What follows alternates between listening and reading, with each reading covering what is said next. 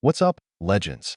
Welcome back to the channel where we explore the craziest what-ifs in the anime universe. I'm your host, Chronos, and today, we're diving into part 4 of our thrilling series. What if Deku met all the past users early? The stakes are higher, the twists are wilder, and the excitement is off the charts. First off, a colossal shout-out to the brilliant King Vessel, the mastermind behind this epic concept. Your creativity is a gift to us all. And to my incredible squad, your continuous support is what makes this journey so amazing. You guys are the true heroes. Chapter 16, Meetings 4, The Antagonists. Izuku Midoriya sighed as he tried to calm down his blushing cheeks, walking down the road.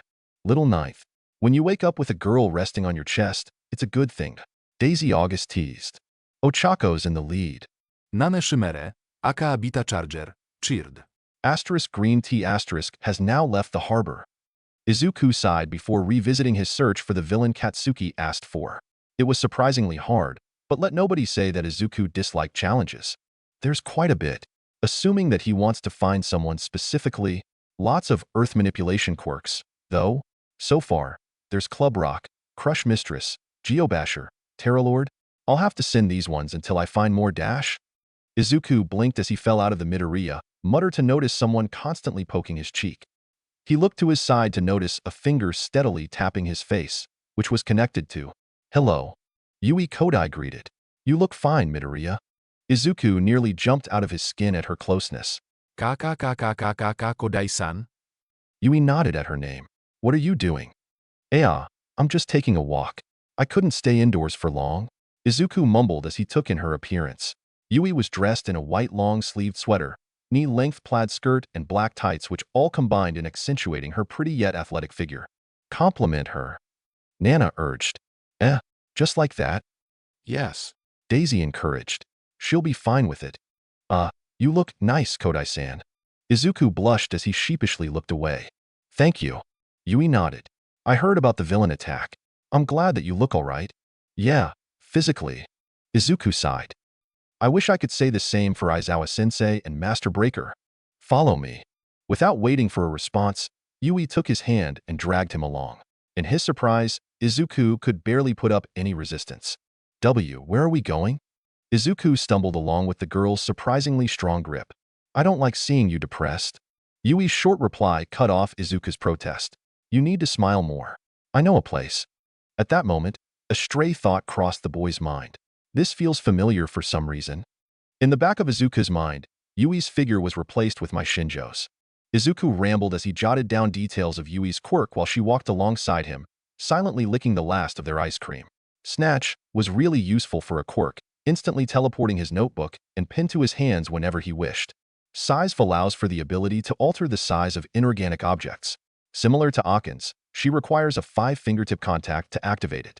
Is she able to shrink things partially, such as shrinking or enlarging a chair leg rather than the whole object? Is the limit on organic objects something she can work on, or an absolute barrier? Is there a limit to far she can shrink or grow things? Can she also alter abstract concepts like age or phenomena? There's also the matter of density and space. Can she affect space too? Deku. Yui blinked as Izuku's entire body locked up before shakily turning around to face the one who yelled that name out. It was a guy with shaggy black hair, dressed in a different high school uniform than theirs. Yet it was the eyes that made Yui's stomach flip. She believed she was good at reading people, thanks to her usual silence and constant observation. So, when she saw the boy's cold eyes hold what looked to be resentment along with his forced smirk, she knew something was wrong here. Man, it's been a long time since I saw you, the boy said in fake cheer. Look at you. You're all buff now. He laughed at his own joke. Izuku laughed nervously, his eyes wide and fearful. That sent off more warning signs in Yui's head. Izuku was usually timid and nervous, as she could tell the first time they met. But this was actual fear. Man, what happened since Aldera? You join a gym, or something? The boy asked with a grin at Izuku. Yua ss something L like TT that. He stuttered, looking down and withdrawing into himself slightly. And nice to see you again, Ago-san. Ugh. Ago leaned forward into Izuku's personal space, his voice still carrying over to Yui's ears. When a quirkless freak like you says my name, it totally disgusts me. Did you finally grow a pair in your first week of high school? Yui frowned and stepped forward. This was a mistake, as it now gave the bully more ammo. And what the hell? Who's this fine chick giving you a pity date? Come on, say something. Are you done? Ago grinned at Yui's attention, utterly missing her anger. Oh, hey, are you his girlfriend? Do you know what this quirkless loser was like in middle school? He was so useless and always with those creepy stalker books of his. There's even one in his hand right now. Ago made to grab it, but it suddenly disappeared.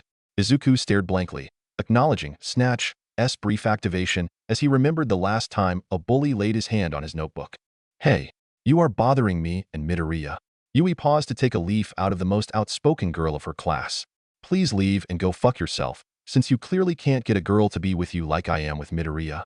Elsewhere, Setsuna Tokage felt a strong surge of pride for some reason. You damn bitch. Ago rushed forward, his jaws extending to reveal gruesome, enlarged fangs to bite through her. Who the hell do you think you are?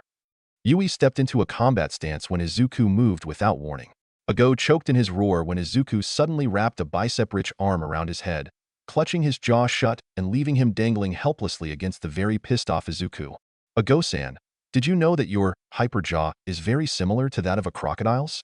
Izuku spoke over him. He didn't yell or raise his voice, but it still stomped out Ago's struggle with quick, brutal efficiency. It's thanks to those creepy stalker books that I realized that it's pretty simple to hold you like this, and your quirk becomes useless. After all, there's no point in having a powerful bite if you can't move or open your jaws to bite in the first place.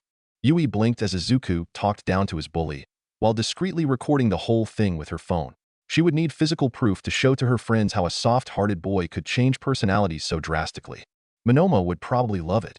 With a quick twist, Izuku shoved Ago away from him, dropping him down on his ass. I'd say apologize to Kodai-san, but I'm very well aware that you wouldn't mean it, so I'm not going to bother. Just stay away from us. Ago growled as he stood up, his teeth gnashing until he shot one final remark against Izuku. How about that bitch and a quirkless shit like you two go die to a villain like that my Shinjo did? You easily fit both descriptions, Deku. Silence. Utter silence in the park as Izuku blankly stared at Ago. Then, why this fucker? Daisy, Daigoro Banjo, aka Lariat, Nana, and surprisingly in Shimura, roared in unison. Ago's jaw dropped as he saw Deku glow slightly with a surge of green electricity blazing across his fist before his jaw was forcibly closed and broken by him, landing him with a sudden uppercut. Izuku growled heavily as his attack sent Ago flying up into the air until he splashed down in a nearby pond. He then pointing a still-sparking finger at Ago. You can go to hell.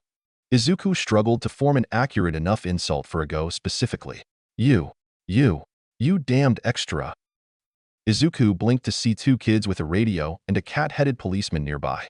He opened his mouth, whether to apologize or excuse himself, but the cat policeman waved him off. You don't need to say anything, kid. The cat policeman assured him. I can recognize assholes when I see them. What about you kids? The cat policeman turned to the two little kids who had been conveniently playing the Thunderstruck song right at the attack. We didn't see none. We ain't snitches. Izuku chuckled sheepishly as the kids kept giving variations of keeping silent about this until he felt Yui tug his sleeve. Nice job. Yui smiled, which did amazing things to his lungs and spine. We should leave though. There's no point staying if that guy is gone too. Izuku turned in shock only to acknowledge the empty space that had been a ghost spot, with only a trail of water depicting his escape direction. He's gone. Don't worry about it. Yui hooked his arm with hers. Let's go. Izuku blushed, a stark contrast to his cool persona from a minute ago. Where are we going? On a date, Yui replied, smiling softly at the blushing boy. You did defend me in a passionate manner. IIJ just did what IT thought was necessary. Besides, he also insulted someone dear to me. And I'm sure they appreciate it just as much as I do. Yui leaned forward to place a small kiss on his cheek, which then nearly knocked him out. Let's go, Izuku. Pretty girl plus kiss plus first name basis finally did the trick. Error. Main systems have become unresponsive. Unknown data has been detected in the system. File pretty girl has been found. File she's kissed me has been found. File she called me by my first name has been found. System corruption detected. File love? What is that? Has been corrupted. File Izuku's innocence has found a bug. Brain activity at 10.8% and decreasing. Sensory overload detected. Files corrupted and malware detected. Beginning reboot. Shutting down. Saving user settings. Class 1B group chat. Size Matters has uploaded scary Midoriya P4. Maria. Oh my. It seems that my belief of Midoriya-san being a gentle soul was hasty. Big sis, who's the guy that got yeeted? Size matters. Izuku's former bully, Itsuka. Izuku was afraid at first until he insulted me and his deceased friend. Then Izuku decided that he was in sore need of a broken jaw. Wraith, marvelous. Simply marvelous. If I was in Midoriya-kun's place, I would do no less. Pity, though. Big sis. Not that I disagree with any of what you just said. I mean, I would have broken more than just his jaw myself. But what do you mean by pity, Monoma? Wraith. Midoriya-kun ended it too fast.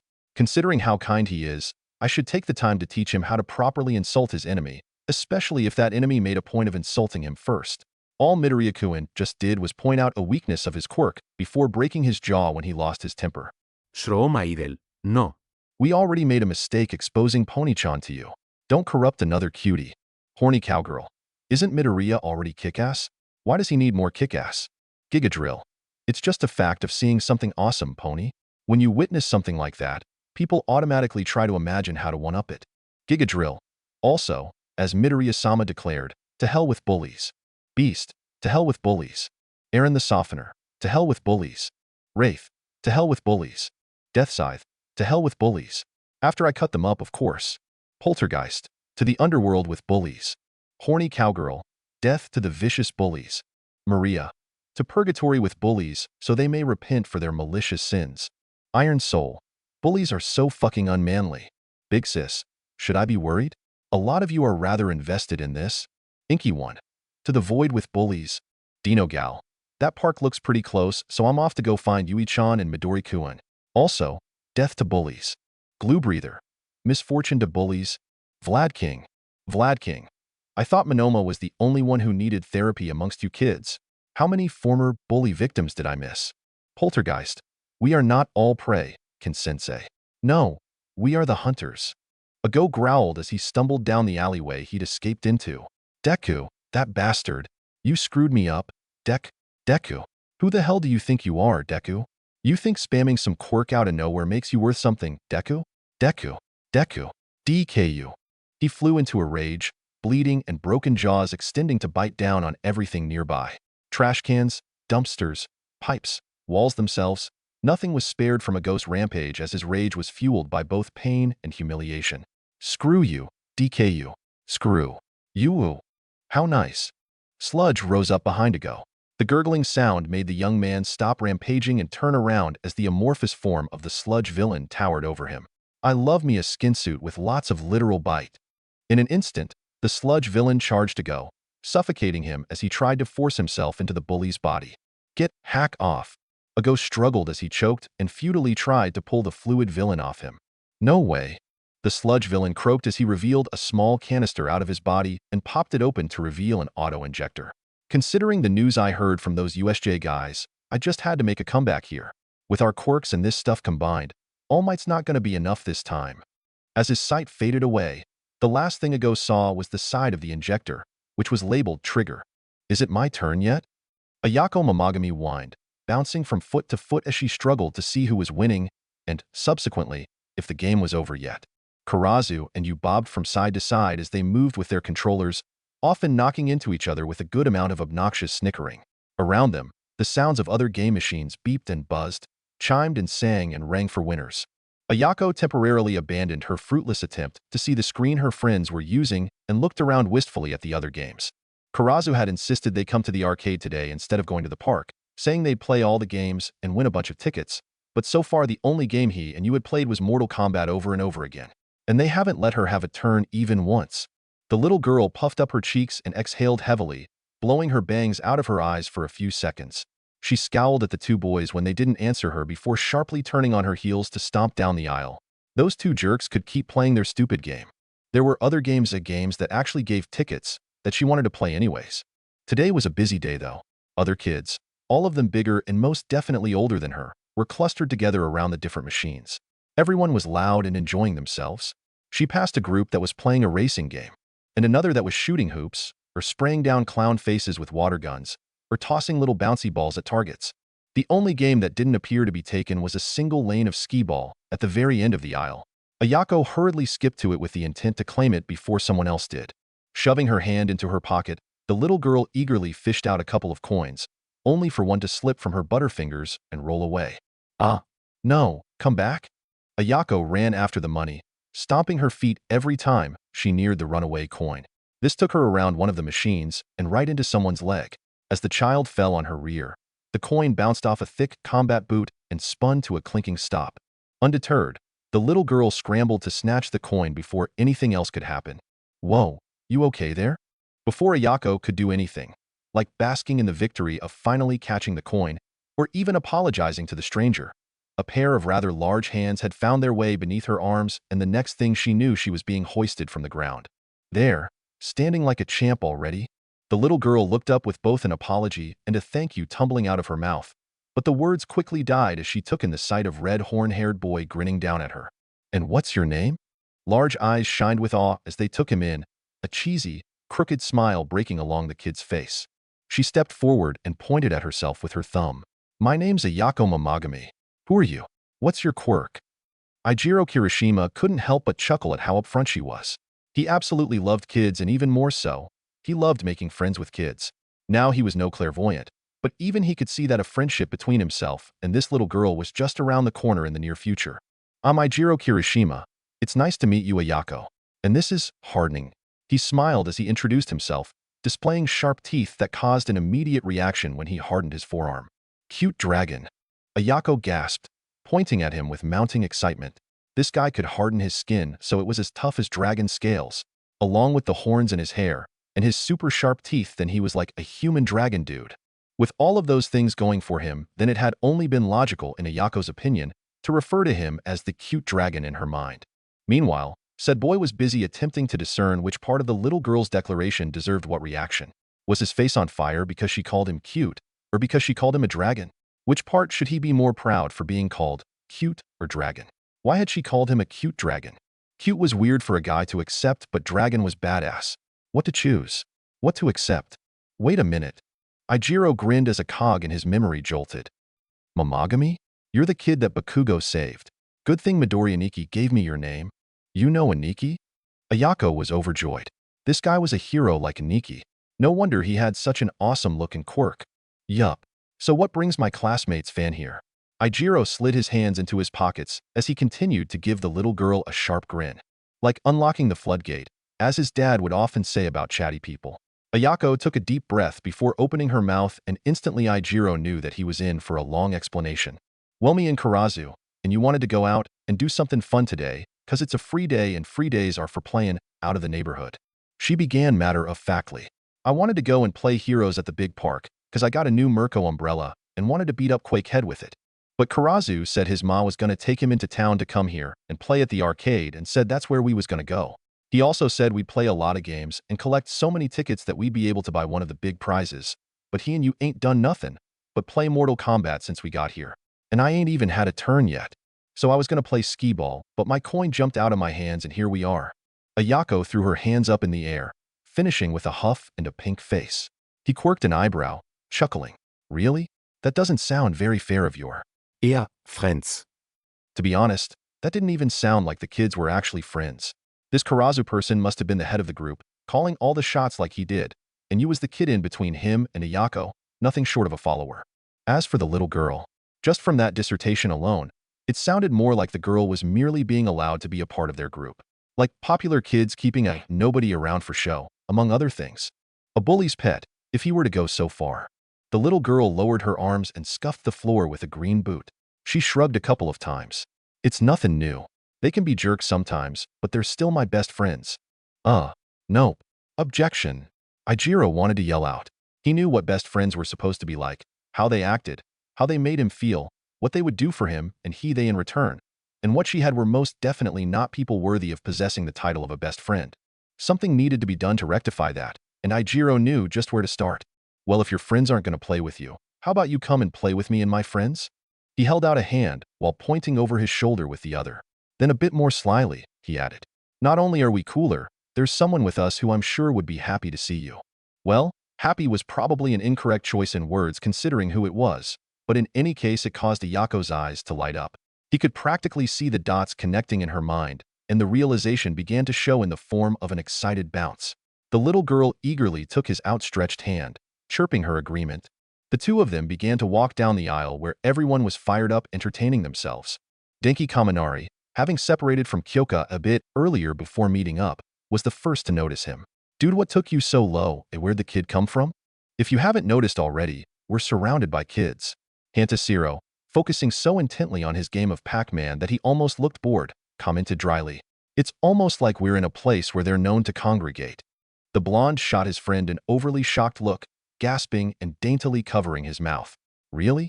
I never would have guessed. What would I ever do without you around, Captain Obvious? Ayako looked up at Ijiro and giggled. The older boy shook his head, rolling his eyes as he watched Hanta puff out his chest and point his already long nose a little higher in the air. He cut in before the two could take their bantering a step further. Do you guys know where Bakugo went? There's someone here who'd like to see him. The duo shrugged simultaneously. He wandered off muttering about how he was wasting his time here or something. Denki waved his hand behind him exasperatedly. He's getting a soda, a cheery voice announced, and seconds later a pink fluff appeared at his side. Mina Ashido's dark eyes peered curiously around him, and she beamed innocently at the little girl. Hey there, little cutie. You wouldn't happen to be the kid that waits for Bakugo-kun after school, would you?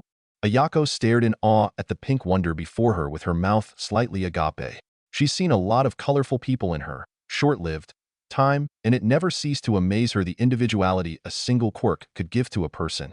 And it probably never would either. There have been blue heroes, green heroes, red, gold, brown, and black. Heroes that were a rainbow, like All Might. Heroes that were colorless. But this was her first time seeing such a straight-up fluffy, pretty, pink hero. It was like looking at a cartoonish butterfly in human form. Whoa, what's your quirk, Nachon? Do you have wings? Why were you pink? Are you learning to be a hero too? Do you have any special attacks? What's your hero name?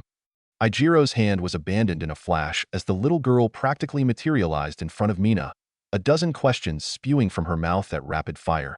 Delighted at the sudden show of tenacity, Mina couldn't help but laugh and turn a little violet in the face as she crouched down to be at eye level with the kid. This girl reminded her of Midoriya. A lot. Luckily, Mina was the queen of rapid communication. Name's Mina-can. Quirk, acid. No, unfortunately, I don't have wings. The acid from my quirk makes me pink. Yes, I'm learning to be a pro hero. No special attacks yet. And I was thinking maybe Alien Queen for a hero alias. If the kid's eyes could get any wider, she wouldn't have much left of a face to speak of. Meow.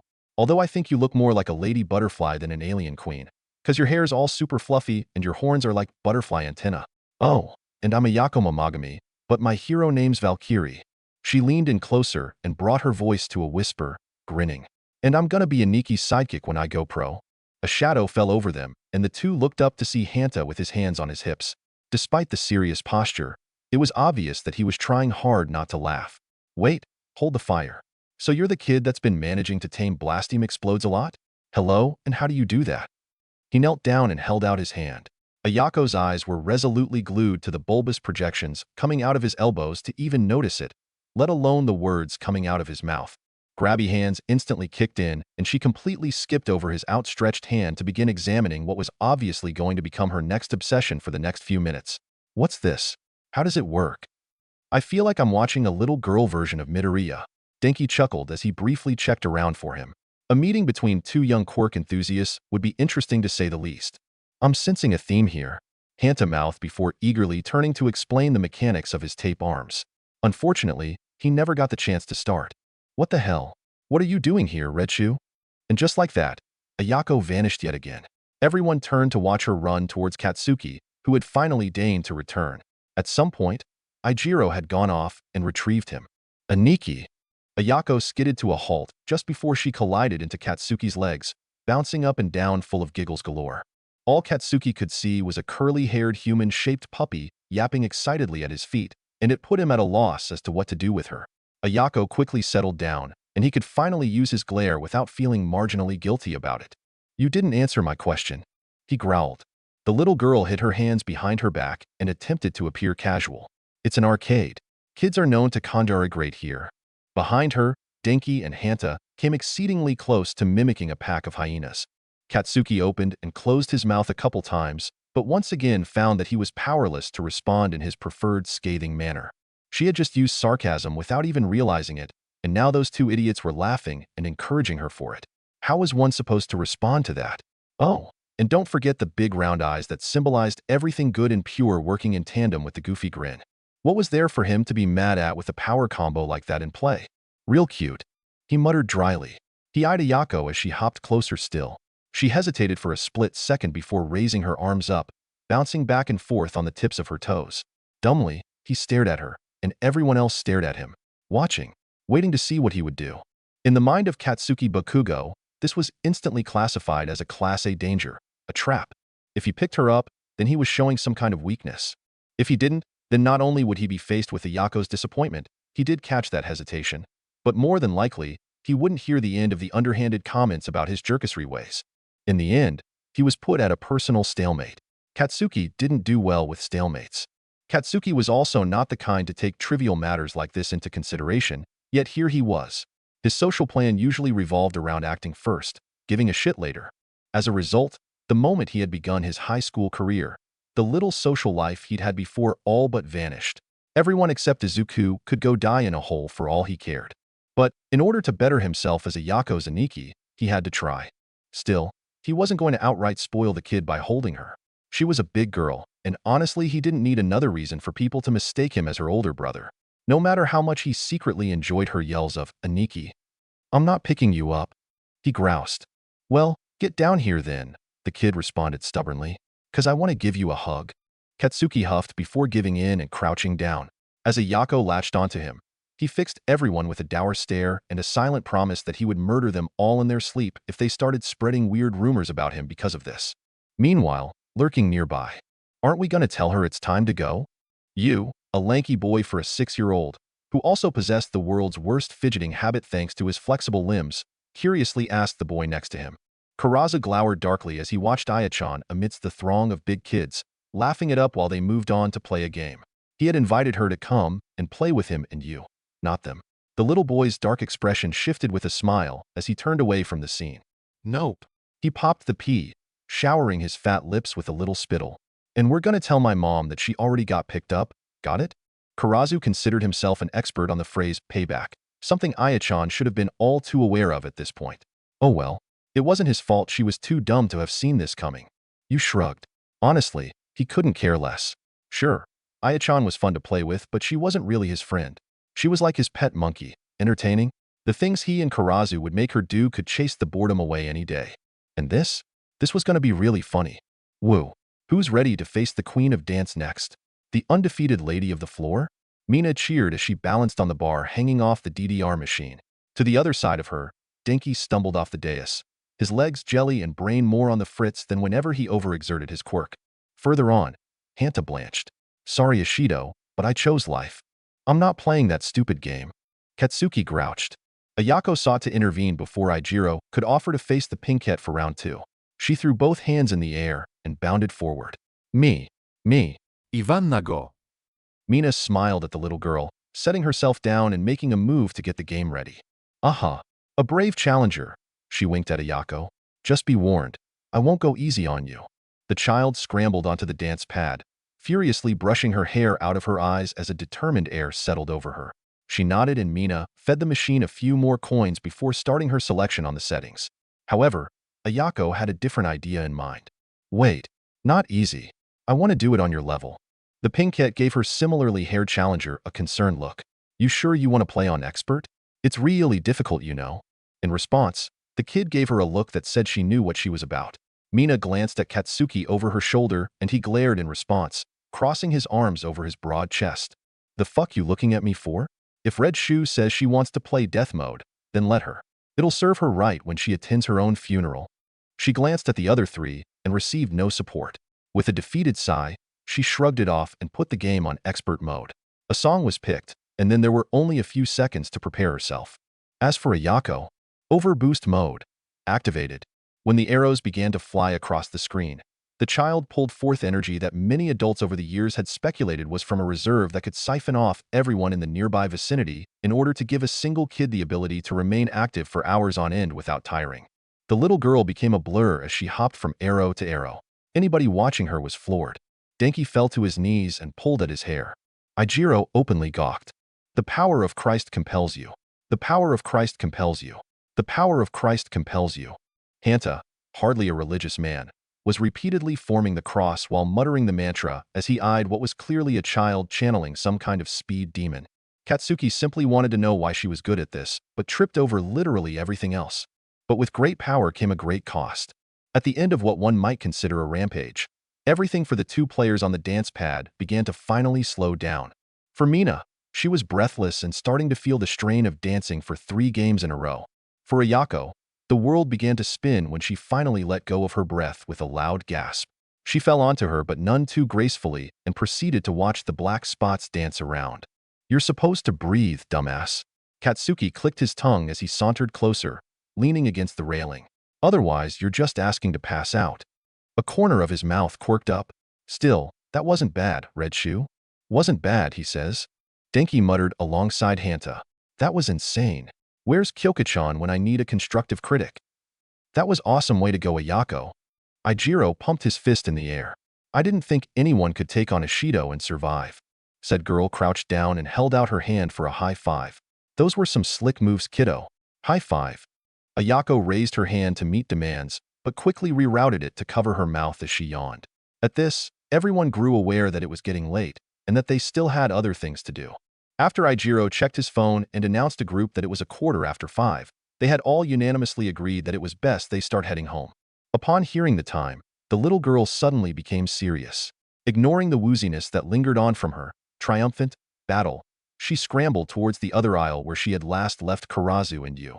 Karazu's mom said she'd be picking them up at 4, but if it really was the time Cute Dragon had said, then either Karazu's mom was late or there was no sign of either of the boys at the Double Dragon machine. She frantically checked the other rows but found no trace of her friends. Either Karazu's mom was late, or they had left without her. The panic of the situation hadn't set in just yet, but it was definitely waiting to. Ayako could feel it. "Hey Ayako-chan, where are your friends?" The little girl whirled around to find Ijiro standing at the end of the row with a jacket slung over his shoulder. Though he didn't know who he was looking for, the redhead still searched the quickly emptying aisle for anyone that Ayako might have come with. With her head hanging, the child ran up to him. "They, left without me." Ijiro frowned before silently holding out his hand to her. She took it and together they went back to the group. "It seems Ayako's ride ditched her," he declared before they had even come to a stop. Everyone snapped to attention at that. Katsuki's eyes spelled murder as he quickly pieced things together despite the lack of information. Past experiences gave him enough reason to justify placing the blame on those brats. "The next time I see those two, he began as his palms sparked, only to be cut off by the red-horned boy. "Will you help take Ayako-chan home?" Ayako perked up and looked hopefully towards Aniki. He closed his mouth with an audible click before nodding. It was obvious he had a lot of things he wanted to say about Karazu and Yu, but he knew he'd get an earful for it any way he looked at it. Besides, the one who needed to understand what he said about those kids wasn't going to listen to him anyways. Ijiro let Ayako's hand slip out of his as she bounced over towards her Aniki's side and took his hand. Not wanting to wait around any longer, Katsuki began to head out, and the rest followed after. Outside, they parted ways with Hanta. They walked on with spirits, rising little bit by little bit, as they tried to regain some of the more pleasant feelings from before they left. Ayako proved once again that children really had no limit to their energy. It's like she brings a pickaxe with her, just so she can dig her way through rock bottom and prove there's another well beneath it. Denki exclaimed at one point. Katsuki privately agreed. The little group reached an intersection, but they weren't forced to wait long. Soon traffic slowed, and the road appeared clear. The walk sign flicked on. Katsuki walked across the zebra, crossing only for his instincts to blare angrily. He grabbed a surprised Ayako by her collar and jumped away, eyes widening as a sludge-like tentacle smashed through where he and Ayako had just been a second ago. "Wait." Ijiro's harsh whisper snapped him to attention. "Is that the sludge villain?" Indeed, the sludge villain cackled as he rampaged, slamming tendrils everywhere as he reveled in his new form. He had grown significantly larger, with multiple eyes and fangs decorating his form. As a plus, thanks to the skin suit from earlier, he had absorbed his entire body, his quirk, and surprisingly enough, his memories as well. So when One Eye caught sight of his former victim, all of his mouths grew into monstrous caricatures with malicious grins. "It's you with the explosion quirk." The sludge villain's voices sounded joyfully malicious, a mix between his and a ghost. "Come on, I'd like to finish where we left off, Bakugo." His red eyes practically seemed to glow as red-hot rage swooped through Katsuki at the sight of the villain who had almost killed him. It's been a while. Chapter 17. Meetings V. The Protagonists. Systems back online. Loading system functions. Loading user settings. Brain activity back to 95.8%. Hormones stable. Bugs and corrupted files have been purged. Malware has been deleted. Following files have been cleaned. A love? What is that? And Izuku's innocence. Reinforcing mental parameters with folder, hero-related subjects. System user check done. All systems operational. Go beyond. Izuku Midoriya. Izuku Midoriya groaned as he woke up, feeling his head above something soft with a pleasant scent. As he blearily blinked, he noticed the ever-blank expression of Yui Kodai above him. Izuku blinked again, this time in confusion. His head was laying on something soft. Yui's face was uncomfortably close. Close if enough that the usually inactive and hormonal part of his brain instantly noted something about the girl's physique. Whoa, she's pretty stacked. Also, with his left side facing Yui, his left hand had risen up to grasp her waist and was dangerously low to her butt. Izuku whispered as he felt Yui's fingers gently running through his hair. Am I hallucinating? You're not. Yui leaned back as Izuku's face turned an alarming shade of red and shot upwards, the boy himself launching into an impressive flip which somehow ended in a Dejiza pose. I'm so sorry to inconvenience you like that. Little ninth. Nane Shimere, aka Bita Charger, chastised. This young woman gave you a lap pillow of her own volition. Don't be apologetic. Be thankful. It's fine. Yui shook her head. I put you there myself and helped myself. See? Okay then. Izuku rubbed his head awkwardly. Thank you for the LLL lap pillow, I guess. ARNF for the KKKK kiss too. You're welcome. Yui nodded and checked her phone for a bit before gesturing to continue their walk. Incoming, female's lower half. Yui-chan. Yui tilted her head and then braced for impact as Setsuna Tokeage glomped her on sight. Izuku also shook as a pair of jean-clad long legs encircled his waist. A quick glance revealed Setsuna's lower half with a black void covering the separated part. Yui-chan. Midoriya. Eh? Setsuna yelped as a court-curious Izuku stuck an index finger right in the darkened part. To his surprise, his finger stopped after an inch in. He couldn't feel anything but his finger just wouldn't move any further. Interesting. So Tokeage-san's quirk involves anatomical liberation, huh? Assuming that the void acts as a protective barrier to protect her innards, are there any further uses? She's floating on her own, so it's probably like a tactile telekinetic force field. Her legs are trembling, so that means that she still feels sensations in body parts, no longer connected to her brain. Then again, that's necessary if she's mentally controlling them. However, if she considers her whole body as one big part, would she be able to use it similarly? Invulnerability in flight is an amazing combo. After all, Setsuna's legs, which had been trembling from his movements, suddenly kicked down on Izuku's shin, snapping him out of the Midoriya mutter and causing him to notice Setsuna, who had buried her crimson face into Yui's neck. I understand that you like quirks a lot, Midoriya-kun, but don't go molesting a girl like that in public, okay? Setsuna mumbled. You perv. Izuku blinked, then looked at where his finger was, or rather, imagined Setsuna's full body there and noted that his finger would be right in her womb. I'm so sorry. Setsuna snickered, recalling her lower half. It's fine. Really, you're so easy to tease that I couldn't help faking it. Yui tilted her head. So you're saying he wasn't making you dash? I was faking that. Setsuna whipped about, twisting her blushing face a full 180 to glare at Yui. Are you sure? Very sure. Setsuna huffed as she righted her head properly, then scrunched her face at something flying towards them. Hey, what that? Everyone turned towards where Setsuna pointed at in the sky. Two small dots were rapidly getting bigger, as if they were falling. Izuku snapped to action in an instant, shooting off tendrils of green-tinged darkness that caught the falling cars. By transforming them into spring-like shapes, the two cars' momentum was safely stopped, allowing their passengers to burst into relieved tears. Where'd they come from? Setsuna yelled as she instantly disassembled her arms to help out the passengers as Izuku gently brought them down. There. Yui pointed at a series of rising smoke pillars. As she did so, she shrank car doors and belt buckles, releasing the civilians too panicked and traumatized to escape on their own. What do we do? She and Setsuna turned to Izuku, much to his surprise. What? You're not our class rep, but you're still one. Setsuna shrugged as her arms returned. Plus, You seem like a reliable guy, especially as Monoma's got a high impression of you. What's your plan, little knife? Takashi Shigaraki questioned. Even you? You're training to become a hero. Daigoro Banjo, aka Lariat, pointed out. We can't be holding your hand at every turn. Assess the situation and make a call, little knife. Nane Shimere, aka Bita Charger, encouraged. Just do whatever makes sense to you right now. Whether good or bad, hesitation won't help anyone. Izuku furrowed before suddenly throwing up his arm. An enormous bolt of mint green lightning shot upwards to break through the clouds, strong and bright enough to nearly blind the surrounding people. Come over here, All Might. You know that he can't hear us through here, right? Nana reminded. Oh, I forgot. Izuku muttered sheepishly. Still, a massive thunderbolt shooting from the sky will get attention regardless. What was that for? Setsuna shrieked as she and Yui rubbed their ears. Sorry. I essentially shot up a distress beacon. Izuku shook his still sparking arm. We need to attract as many pro-heroes as we can to the situation.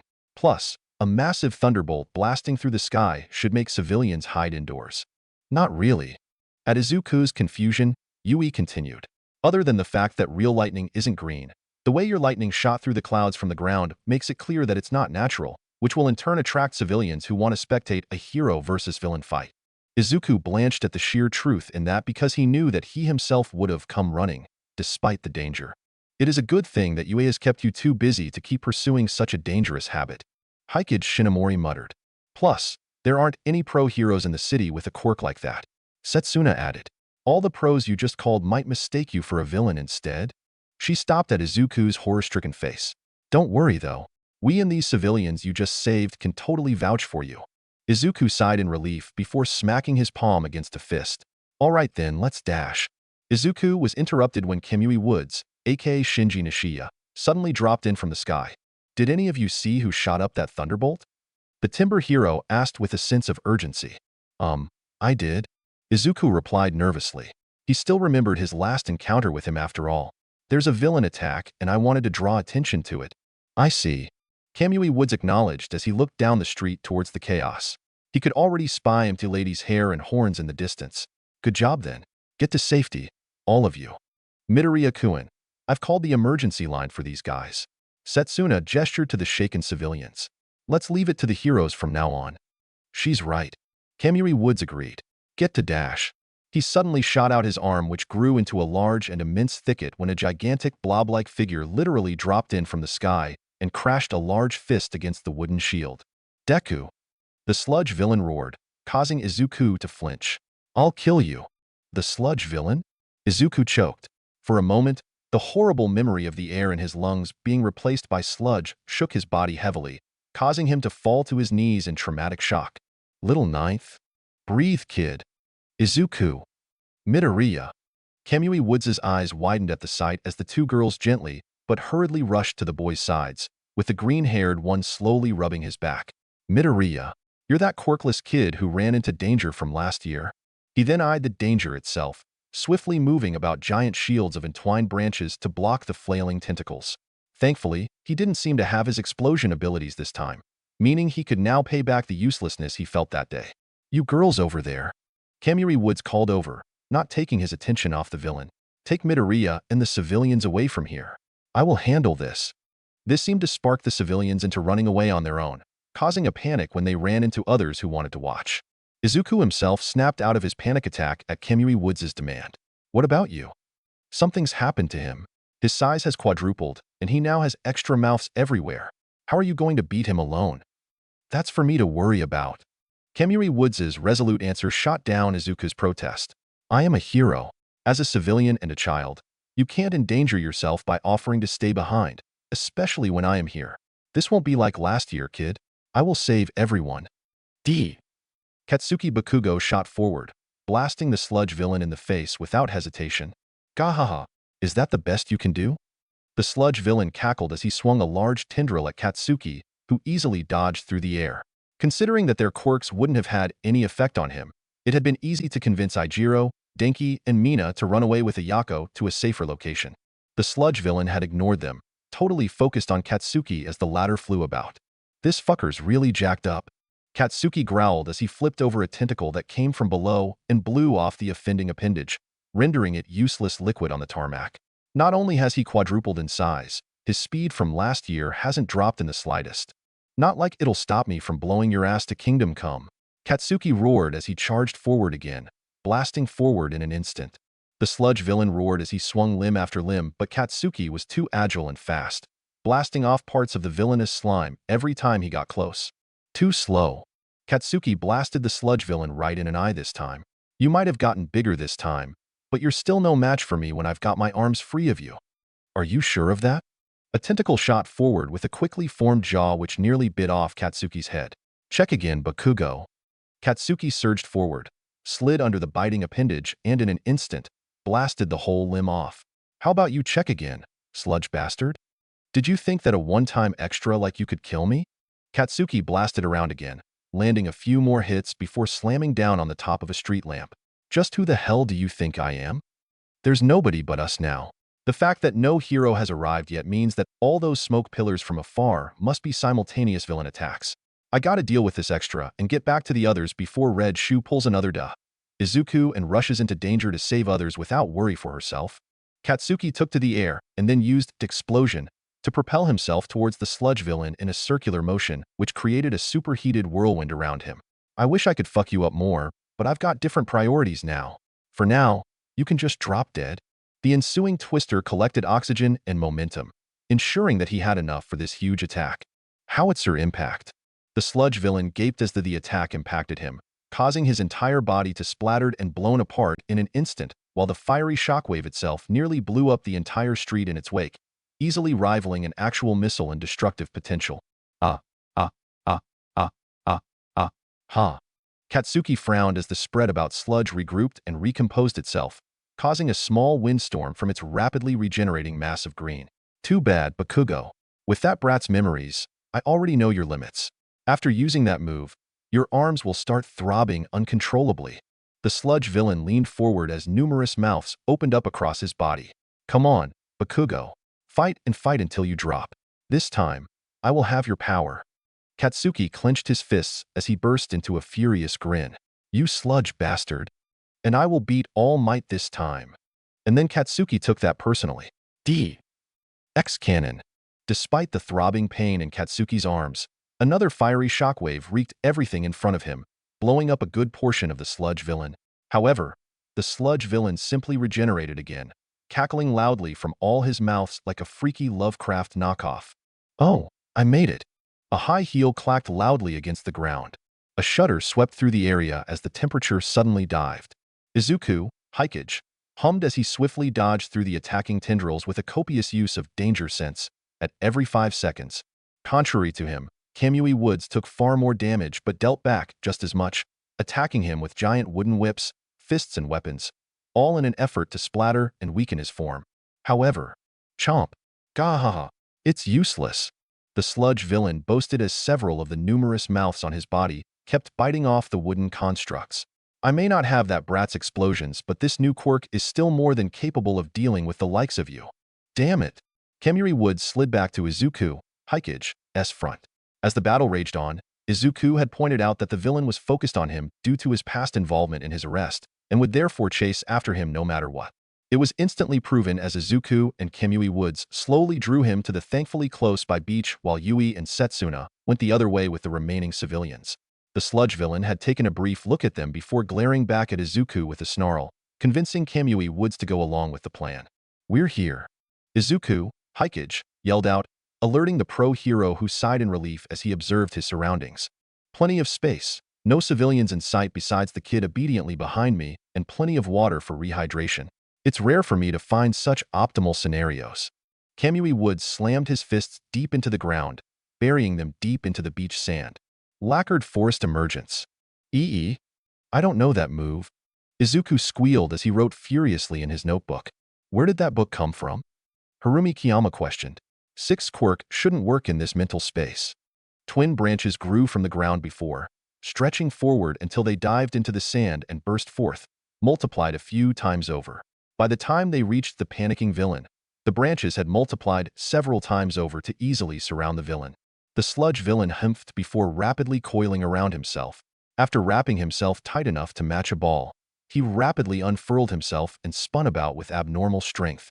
Kamui Woods and Izuku blocked their faces as the force from the generated tremendous gusts of wind that blew nearly everything in the surrounding area and ripped away the wooden constructs. Damn it! Kamui Woods grunted, about to rush forward until he felt the boy's grip on his forearm. Kamui Woods, your quirk allows you to generate and control wood from any part of your body, correct? Izuku spoke, although his eyes were glowing electric blue now. If you can alter the properties of your wood, I have a plan to combine our quirks and land a successful blow. The sludge villain growled as they watched the duo confer for a bit and then separate. Kamui Woods attacked first. Lacquered Grove Coffin. Roots thicker than an average man's waist surged up around the sludge villain, encircling and trapping in the villain as he panicked and tried to squeeze through the gaps he could see. It was a trap, as whenever he squeezed a bit of himself through, the roots kept growing and increasing in size, which had the consequences of cutting off the stretched-out appendages from its main body. In seconds, the sludge villain had been completely encased in, a grove-composed coffin. It's done. Kamui Woods yelled out, prompting a charged-up Izuku, Harumi, to leap several feet into the air and launch his own attack. 200,000 volt dragon.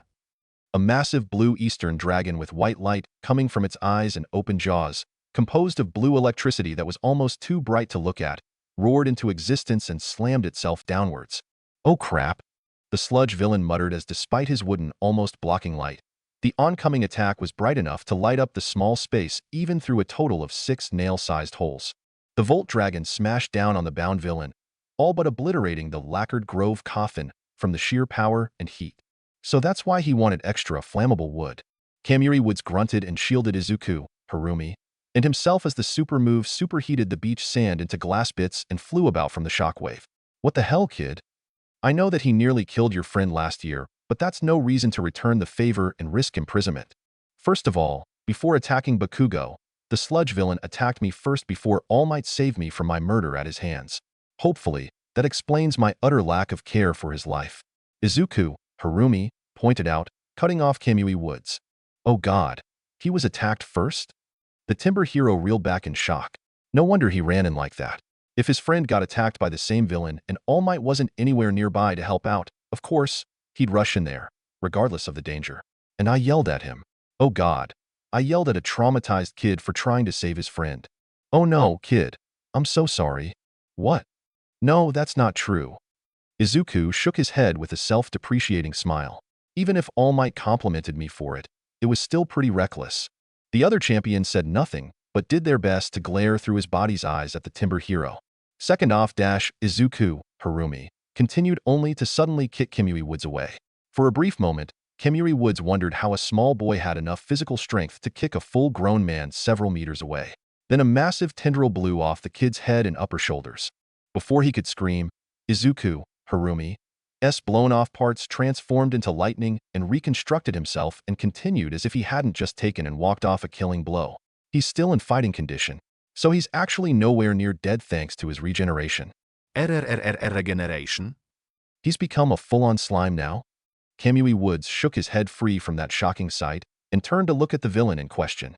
Parts of the sludge villain had been charred black, his eyes and mouths were severely burnt, and he was starting to flail about in a pain and rage-fueled rampage. However, Kamui Woods gaped in shock as those injuries started to heal over. Impossible. He wasn't that fast in restructuring himself last time. Don't worry, Kamui Woods. Izuku, Harumi, burst into a grin. The hero Little Ninth originally called for is finally here. There was a sound like 2 boulders smashing into each other at terminal velocity, and with that came a laughter familiar to all. Ha ha ha ha ha ha ha ha.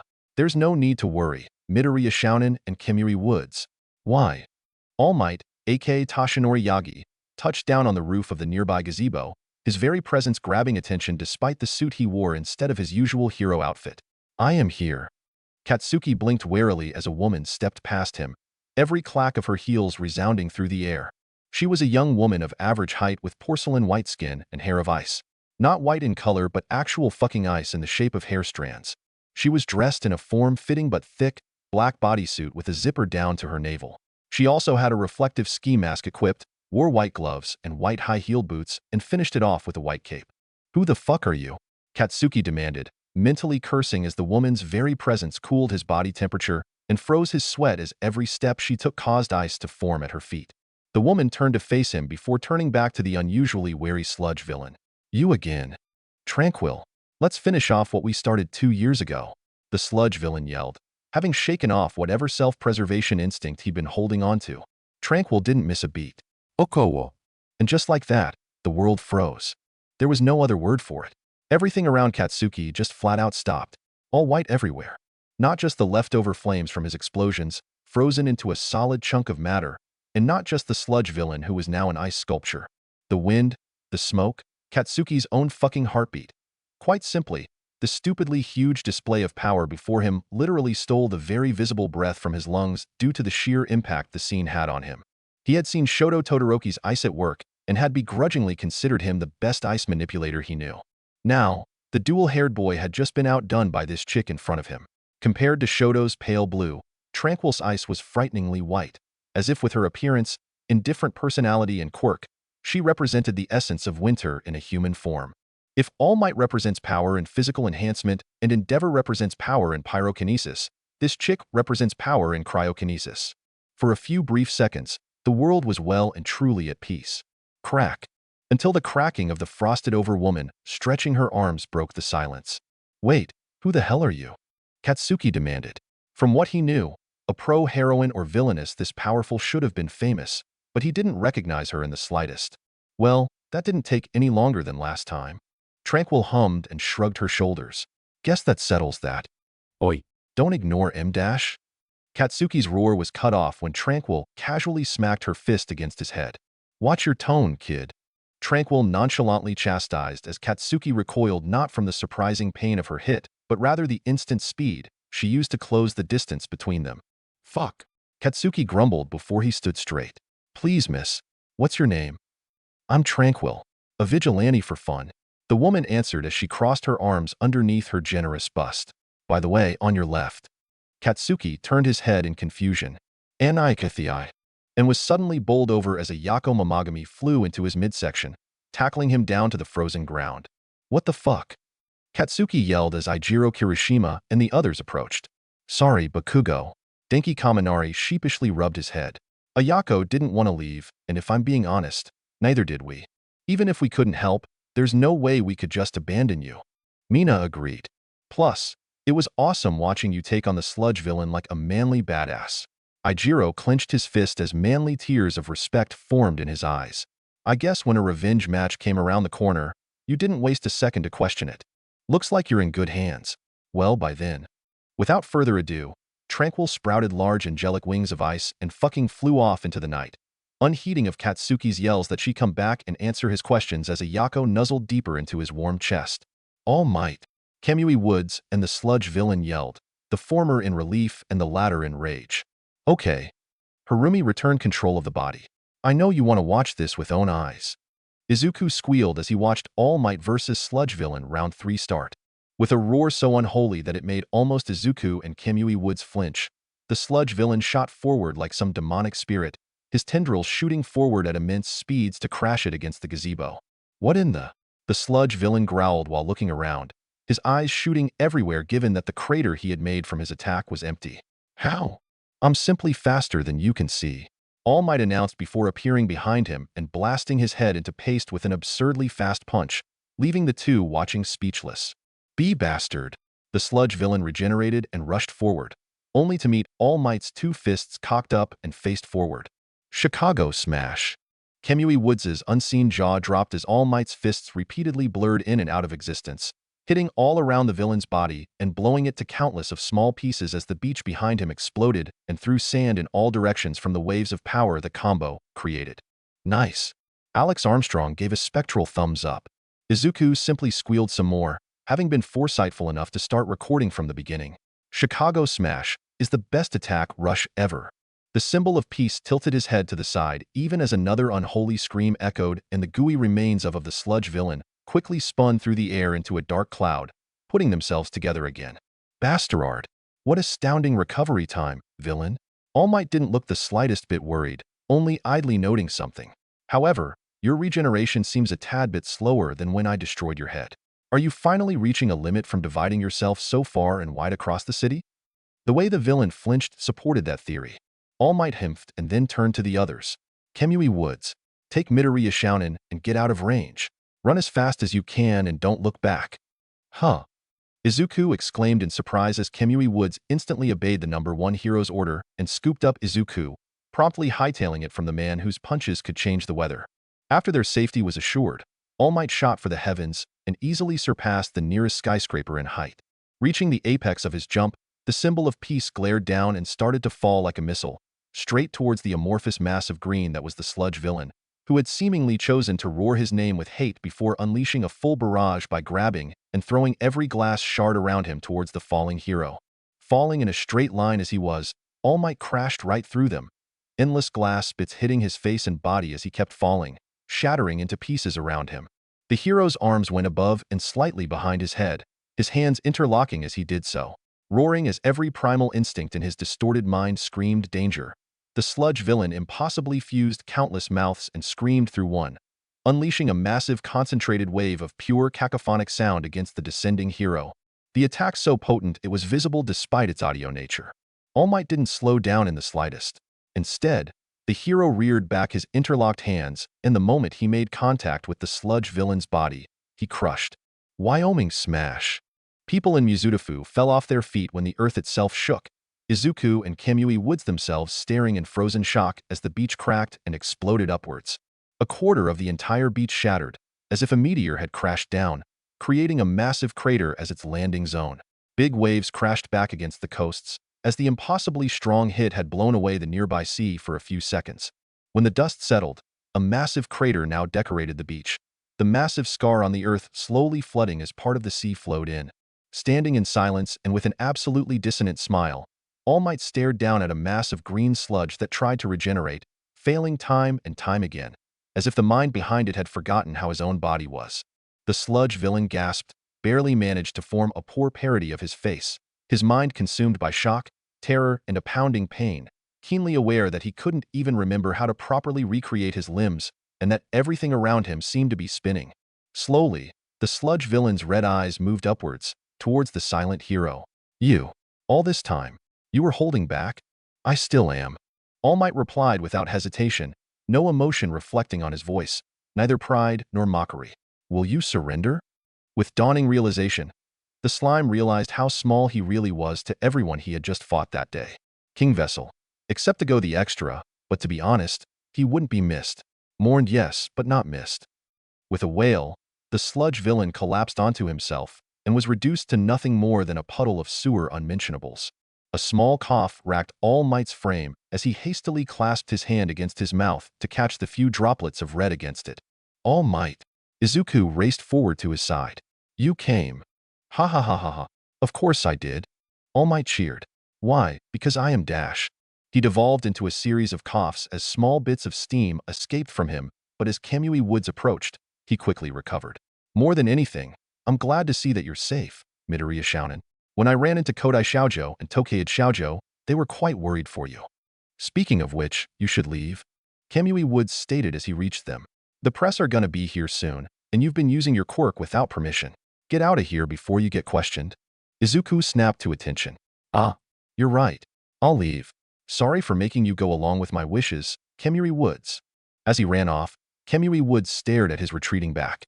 Part of my reason for obediently going along with your plan was to atone for my mistakes against you, kid. Mistakes? Kemui Woods flinched. He'd forgotten that All Might was still here. He slowly turned around to face the hero who had a questioning look in his eyes.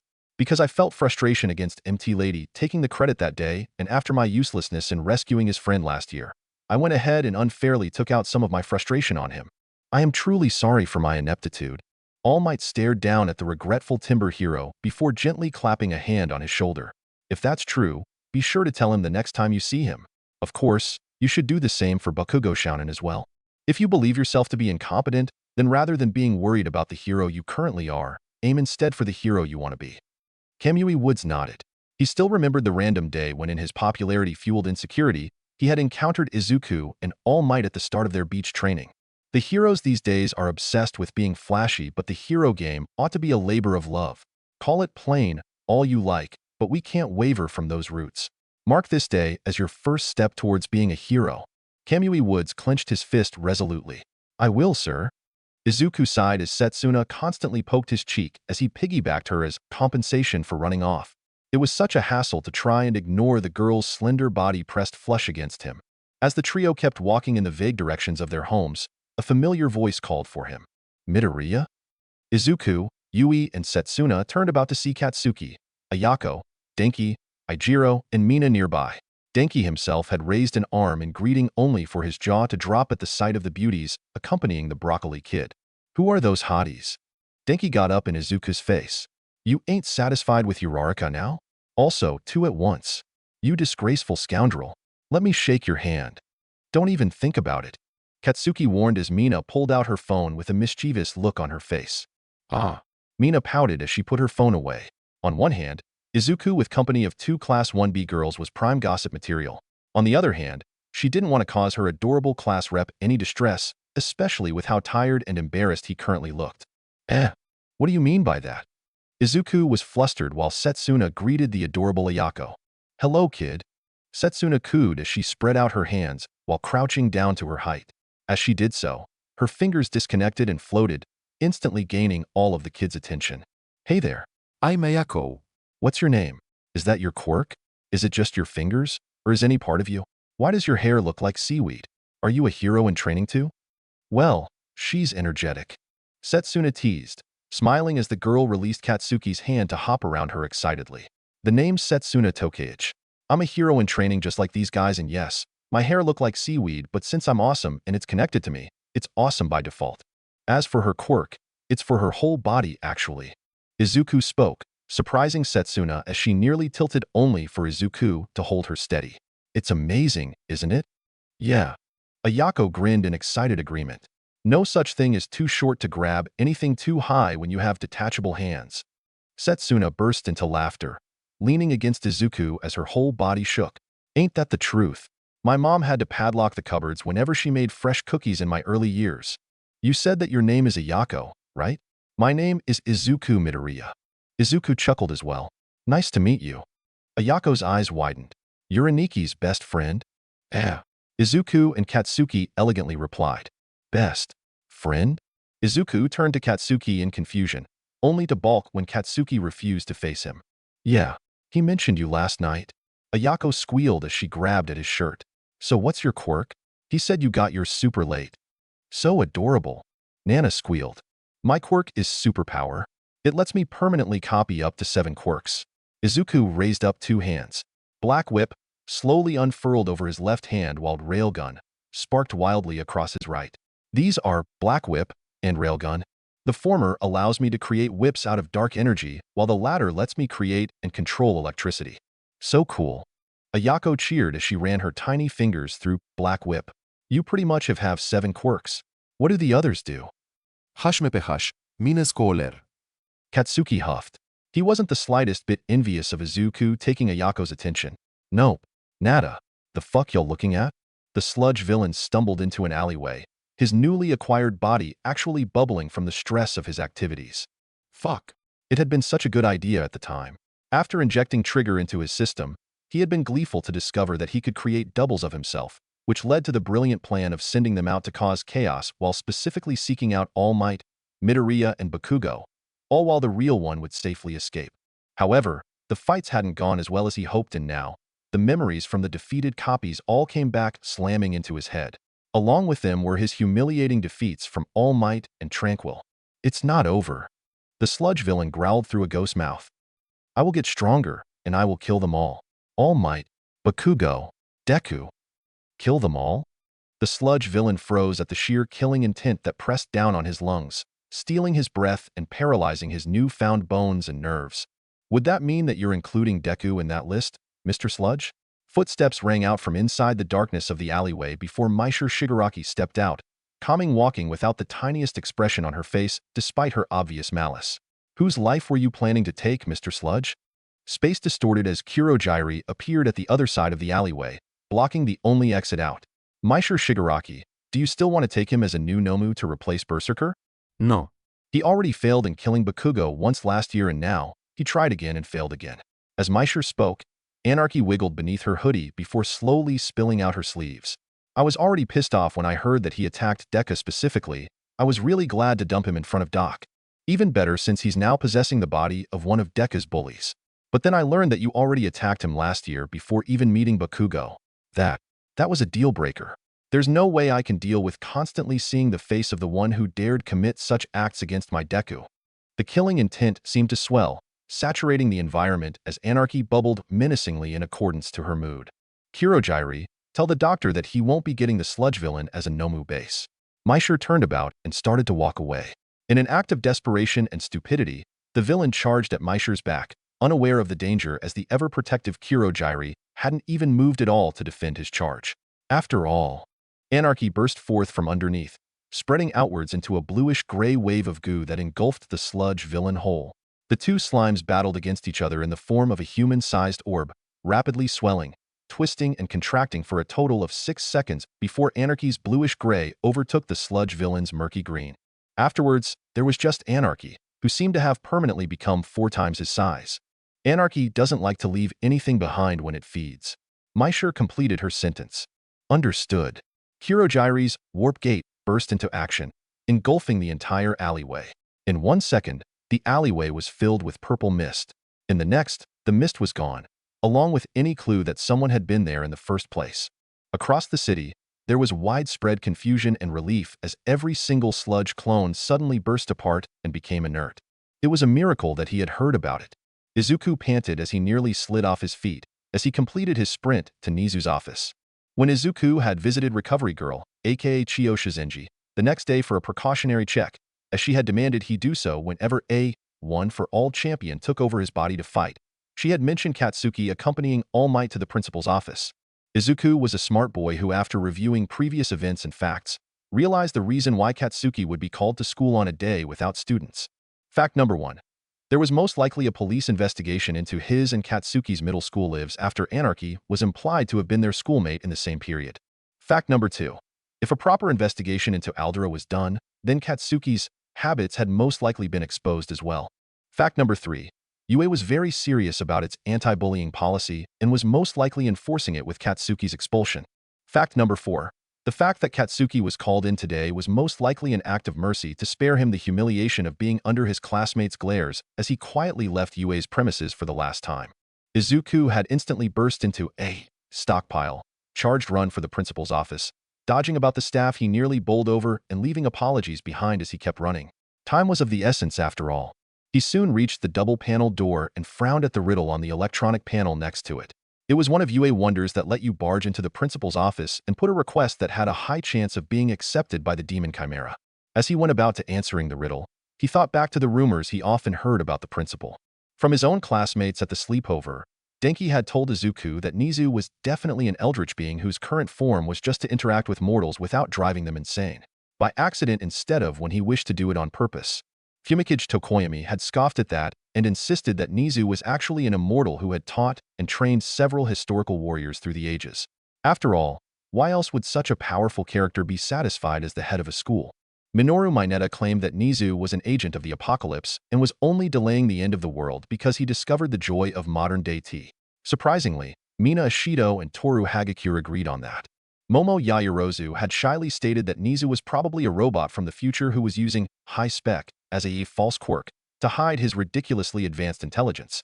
Tenya Ida rejected all their lies, then declared that according to Ingenium, aka Tensei Ida Nai-san, Nizu was clearly an alien who had been captured by humans who experimented on him and was currently safeguarding the future of the human race only because he gave his word to the human who rescued him. Plus, despite everyone knowing that he was painfully experimented on, they still haven't found the bodies of those guys because nobody believes for even 1 second that Nizu would actually let them live. Shoto Todoroki didn't add anything himself, but had been very intent in borrowing a spare notebook from Izuku and writing down everything. A beep later and Izuku solved the riddle and pushed right in without hesitation. Don't expel him. Nizu chuckled even as All Might, Katsuki and Naomasa dropped their jaws in surprise. First off, well done on answering my riddle so quickly, Midoriya-kun. You now hold the record of 58 seconds for how long it took to answer. Second off, why not? As Bakugo-kun's former and most favorite victim, why are you defending your bully? He's right, Izu. Katsuki snarled. This was gonna happen as soon as I heard that the police was investigating that shitty school. You better not be looking Dao Dash. For the love of All Might, Please shut the fuck up and let me save you from being expelled, Kaken. Katsuki flinched as if physically hit by Izuku's uncharacteristic outburst. Behind him, All Might actually dropped his muscle form a bit out of shock before swiftly buffing up. Wow. Daisy muttered.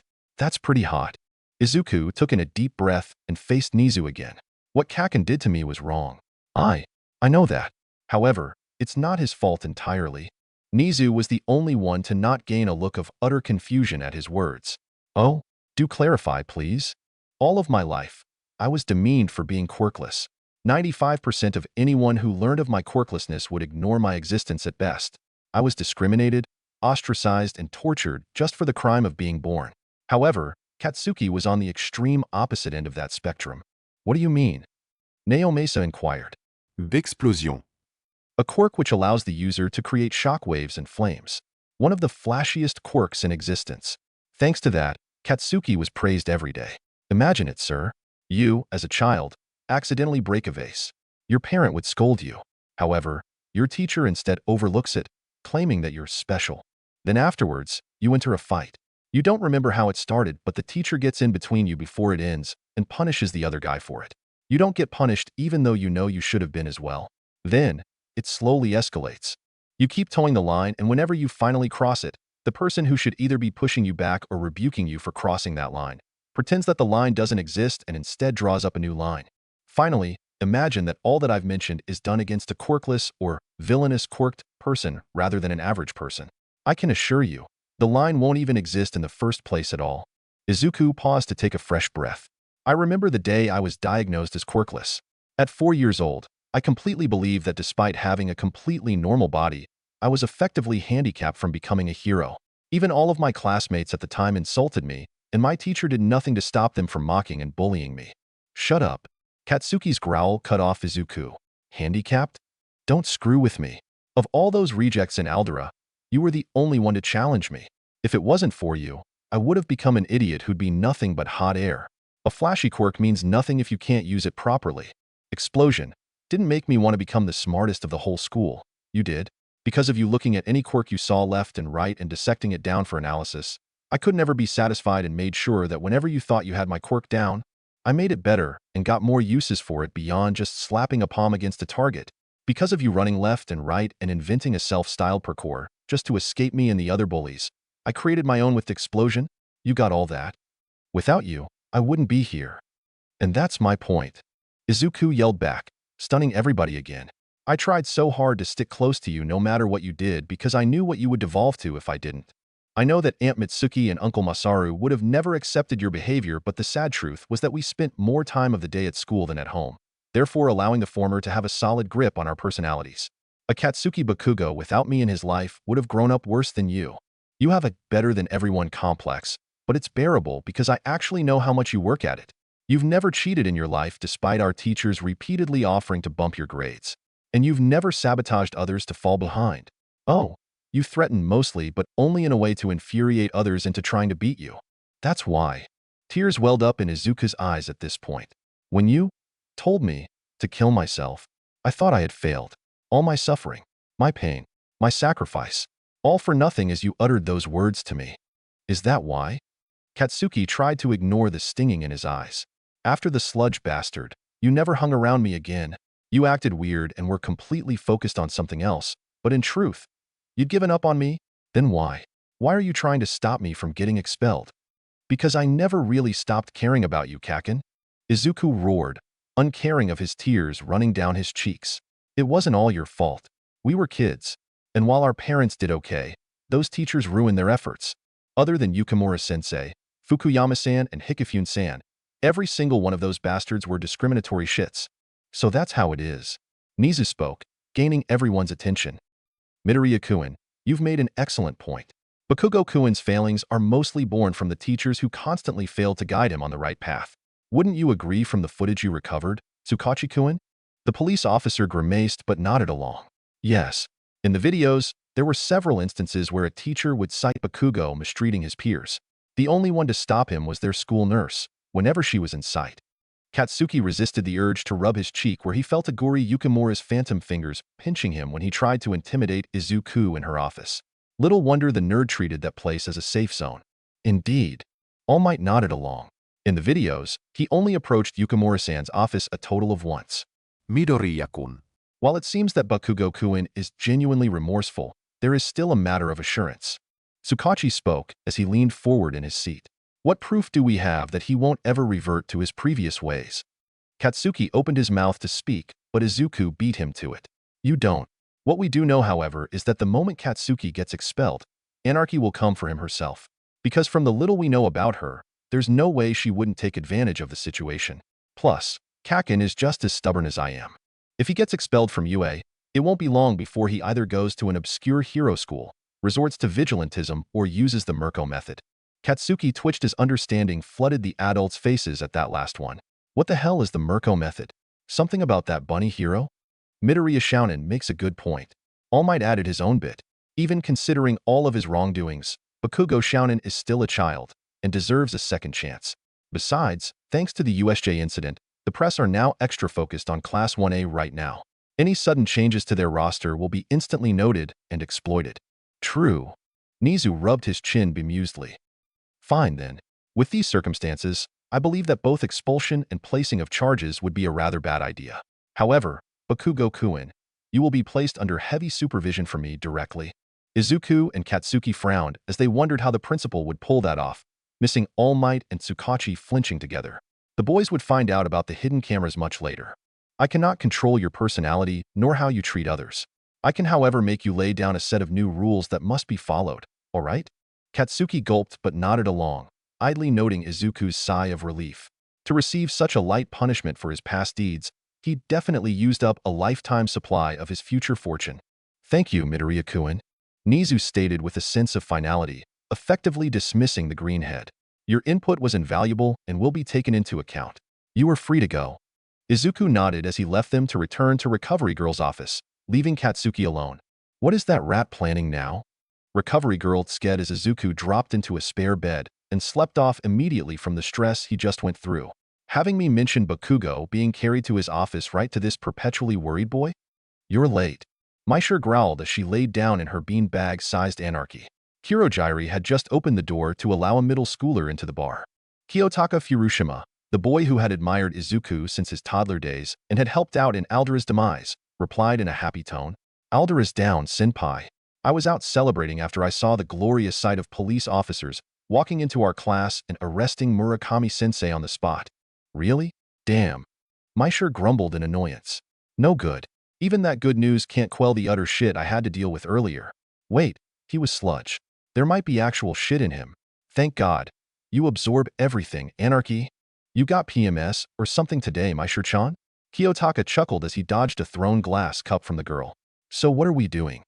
There's a shipment that we need to go rob so that I can get to upgrading the symbiotes. So far, only Anarchy's been stable without any problems.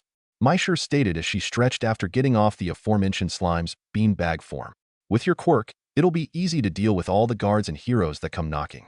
Did you get the new mask I sent you? Crybaby? First off, don't call me a crybaby. I haven't cried since Deka-senpai saved me in that park from Bakugo and his minions. Kiyotaka snarled as he pulled out a pair of handguns from his bag and donned them into his Kevlar-lined Gakurin. After that, he accepted a green gas mask from Kirojiri. And second off, I always told you, whenever you address me as a villain, call me Mustard. Chapter 18. Go for it, Izu. Finally, the days of break after the USJ incident finished and school resumed normally. Well, as normally as it could after Nizu called Izuku Midoriya and Katsuki Bakugo to his office and warned to not speak of their involvement with the sludge villain. How'd the fucking rat know? Katsuki roared in his mind while Izuku resolved to add this incident to his Nizu the Cryptid notebook before asking the question he and Katsuki had shared earlier. What happened to the villain, sir? Reports claimed that all his sludge clones just deactivated mid-battle. From what I can divulge, the sludge villain hasn't been arrested by the police, yet. Nizu replied, ignoring Izuku's choke and Katsuki's growl. However, he was defeated as shown by his clones being destroyed, as there was no way he would have been able to leave the city with its borders under watch. So in other words, a vigilante, or another villain, got to the bastard first. Katsuki assessed, correctly if Nizu's grin was an indication. And now, he's either been captured or killed. Izuku finished. There's also the possibility that he had an ally, but that feels unlikely. Most likely killed. Hikage Shinomori muttered. getting nods of agreement from the others. Unless it's him, villains don't exactly capture each other. Exactly. Nizu agreed. Now, run off, children. Leave the rest to the police force as they continue to investigate. There's an important announcement for your class that you can't miss. After a few days off from school, all of Class 1A was back at UA as their usual selves, showing surprisingly resilient mentalities despite the threat earlier. That, or they all subconsciously didn't give a shit as nobody from their side had died, excepting Katsuki, who very consciously didn't give a shit. Shut up and grow a proper pair, Grape Gremlin. Katsuki roared as he and Izuku entered back into the classroom. Minoru Mineta, the one being roared at, instantly stopped whining about something Izuku hadn't been able to catch and made full use of Izuku's larger frame to hide himself as the childhood friends took their seats. Tsuyu-chan, who's? Mina Ashido began leaning back in her chair until she leaned too much and Tsuyu Ajui had to catch her, allowing her to finish her sentence. Gonna teach homeroom today?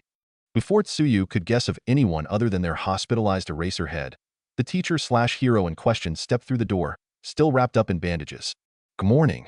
Shota Aizawa, aka Eraserhead, muffled through strips that covered all of his face except for tiny bits for his eyes and nose. Did you seriously ditch the hospital, Aizawa-sensei? Several members of Class 1A exclaimed as one. Ignoring his students' worries, Aizawa hobbled over to his podium and declared his injuries irrelevant.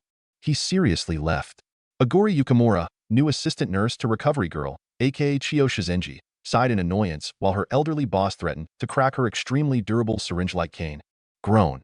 The next time he winds up in here, the youthful heroine growled as she wrung her cane harder. I will chain that fool to his bed. Yukimura, next time, don't let him persuade you to use your quirk on him and stop his stamina from falling. Why yes, ma'am. The UA Sports Festival is drawing near.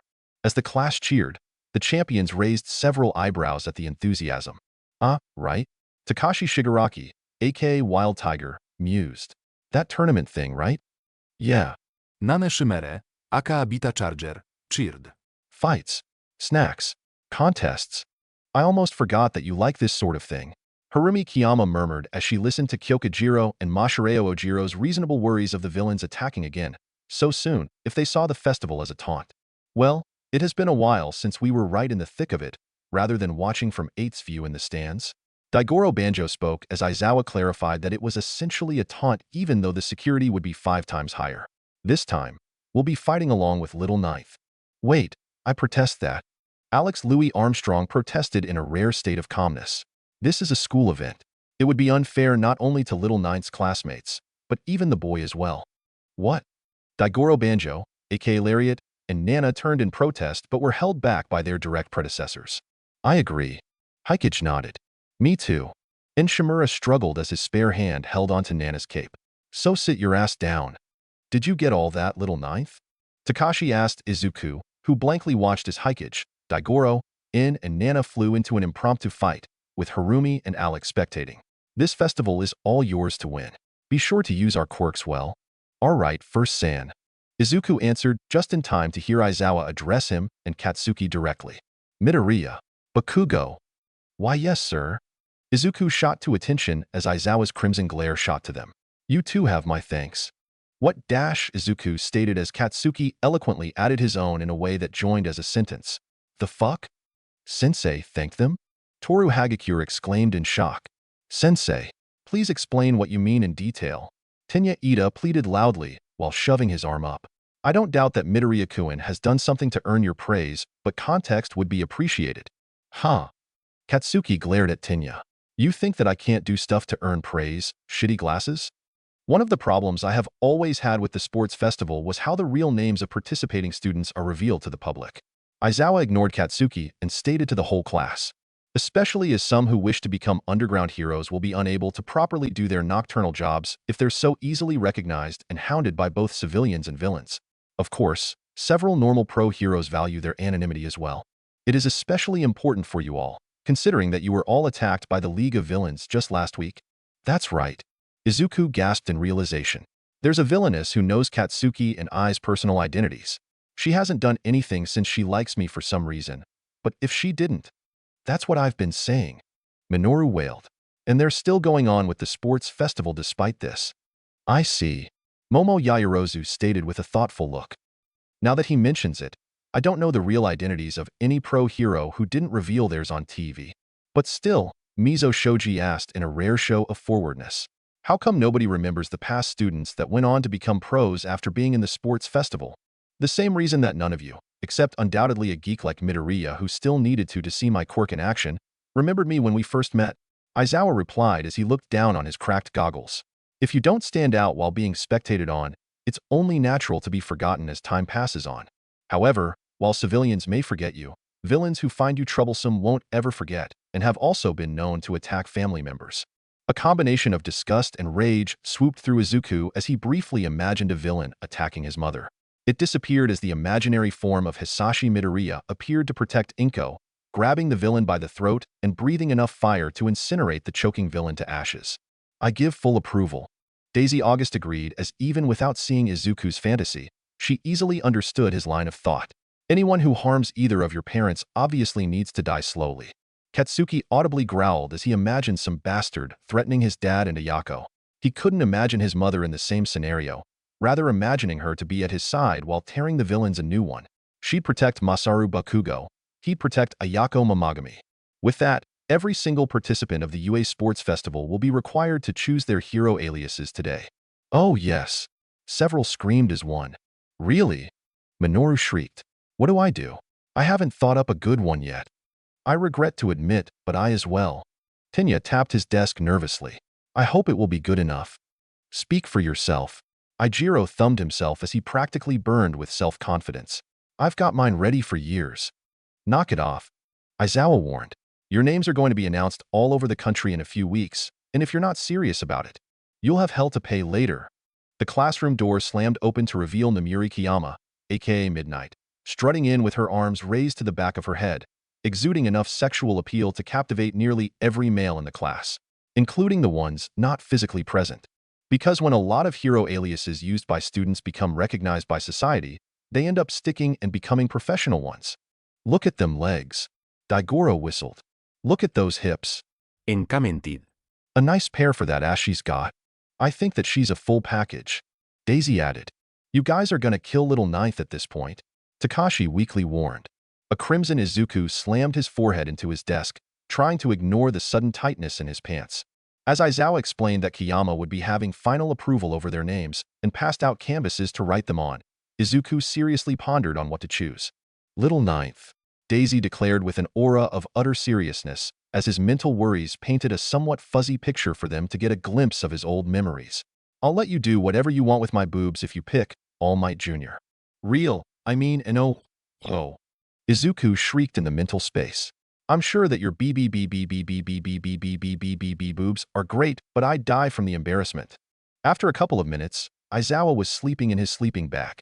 Okay, let's start presenting names starting with those who are ready. Midnight announced.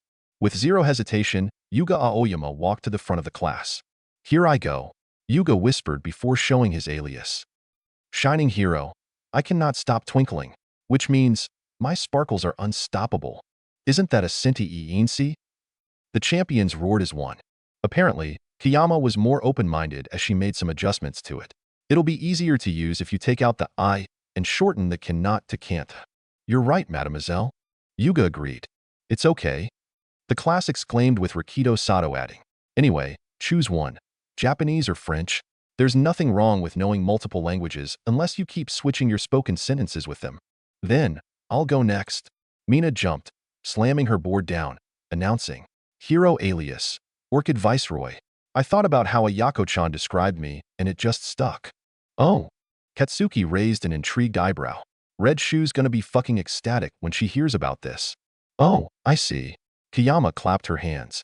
Orchid represents the shade of pink on your skin, while Viceroy is a type of butterfly, representing your horns.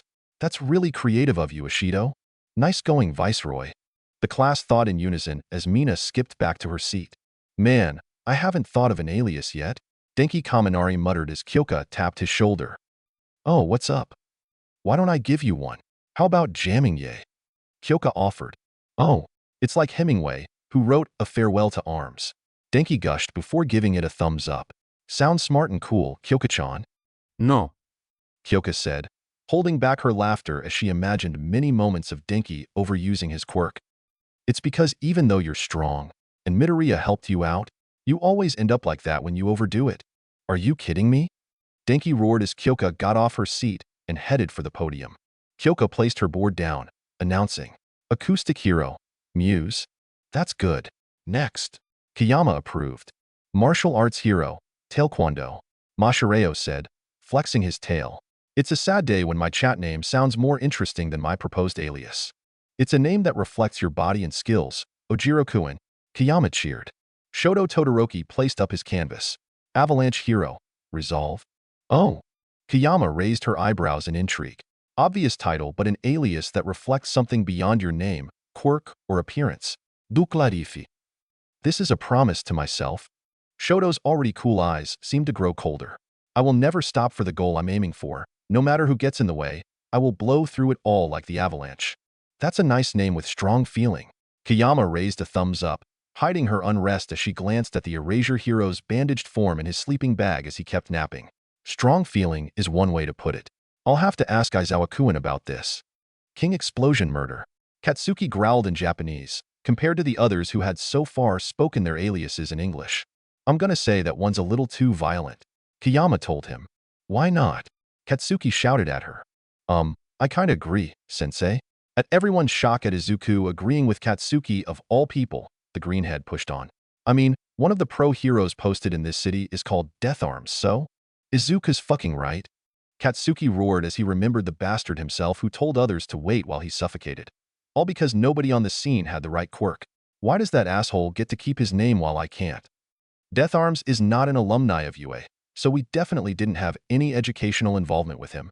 Kiyama stated clearly. Sorry, but I still need you to change your name. One of the school rules is that your alias can't either be too violent, offensive, or a blatant ripoff. I guess my first choice of Alien Queen would have been rejected then. Mina silently grumbled. You stated your alias in Japanese compared to everyone else's English, so? Izuku spoke thoughtfully. Are you trying something with the alternate reading? Alternate reading? Hantasiro rubbed his chin in wonder. That would be King Explosion Murder, Bakusatsuo, Bakusatsuo, Bombing King. Izuku clapped his hands in excitement. That's amazing, Katsuki. Katsuki flinched at the near completion of his nickname before roaring in self-assurance. Of course it is. Right, Bombing King it is. Kiyama gave a thumbs up of approval. Much better. Wano. It's gotta be Bombing King. King Explosion Murder. No. You can't have the word murder in your alias, Bakugo-kun. Kiyama refused before calling up the next person. Uraraka-chan, you're up next. As Katsuki grumbled on his way to his seat and Ochako replaced him on the podium, Izuku looked down on the name written on his canvas. Yeah, it's gotta be this. Tenya placed his canvas for view on the podium. Aerodynamic Hero. Nitro. With this name, I swear to never bring shame to Nisama and our family's name. Oh. Kiyama squealed in delight. An engine-themed name like Tensei-kun. I love it. So cool. Izuku muttered before he was suddenly called up. This is my alias. Izuku placed his board down to show the class, who stared and gasped at it. Are you really okay with that? Denki asked. They're gonna be calling you that on live television, you know? Midoriya-kun. Tenya muttered. Yeah, I didn't like this name until now, but someone changed the meaning of it, and that had a huge impact on me. It made me really happy. Izuku explained. Like Akin did. I will turn the meaning of Deku, the useless, to Deku, the I can do it. The symbol of hope, Deku. I want to be a hero who can inspire hope in others who need it. That's so beautiful. Alex wailed, tears of pride flowing down his cheeks. Symbol of hope, huh?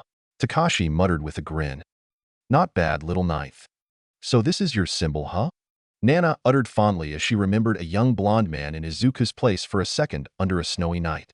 Peace for those who suffered through a time of chaos and hope for those who were trapped in the clutches of despair. Little no. Izuku Midoriya, you are a really funny guy. While Ochako burst into a wide beaming smile, Katsuki glared at the name like it had just insulted every single thing about his existence. Also, Izuku continued. It serves as a reminder to myself.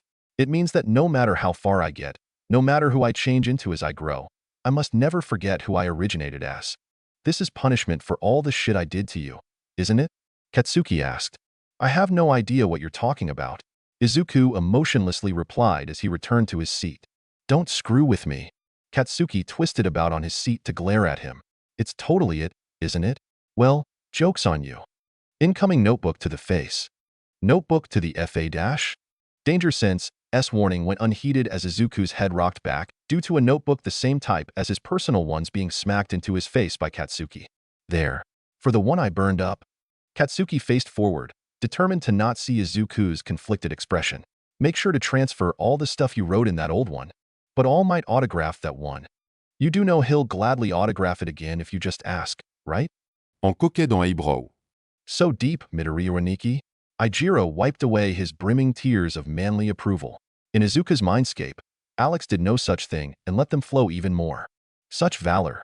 Alex wept with enough force to rival the Midoriya mother and son, causing the other champions to warily stare at the rapidly spreading liquid on the ground. These are tears, right? Daigoro cautiously patted the water with a tendril of Black Whip, right? King Vessel.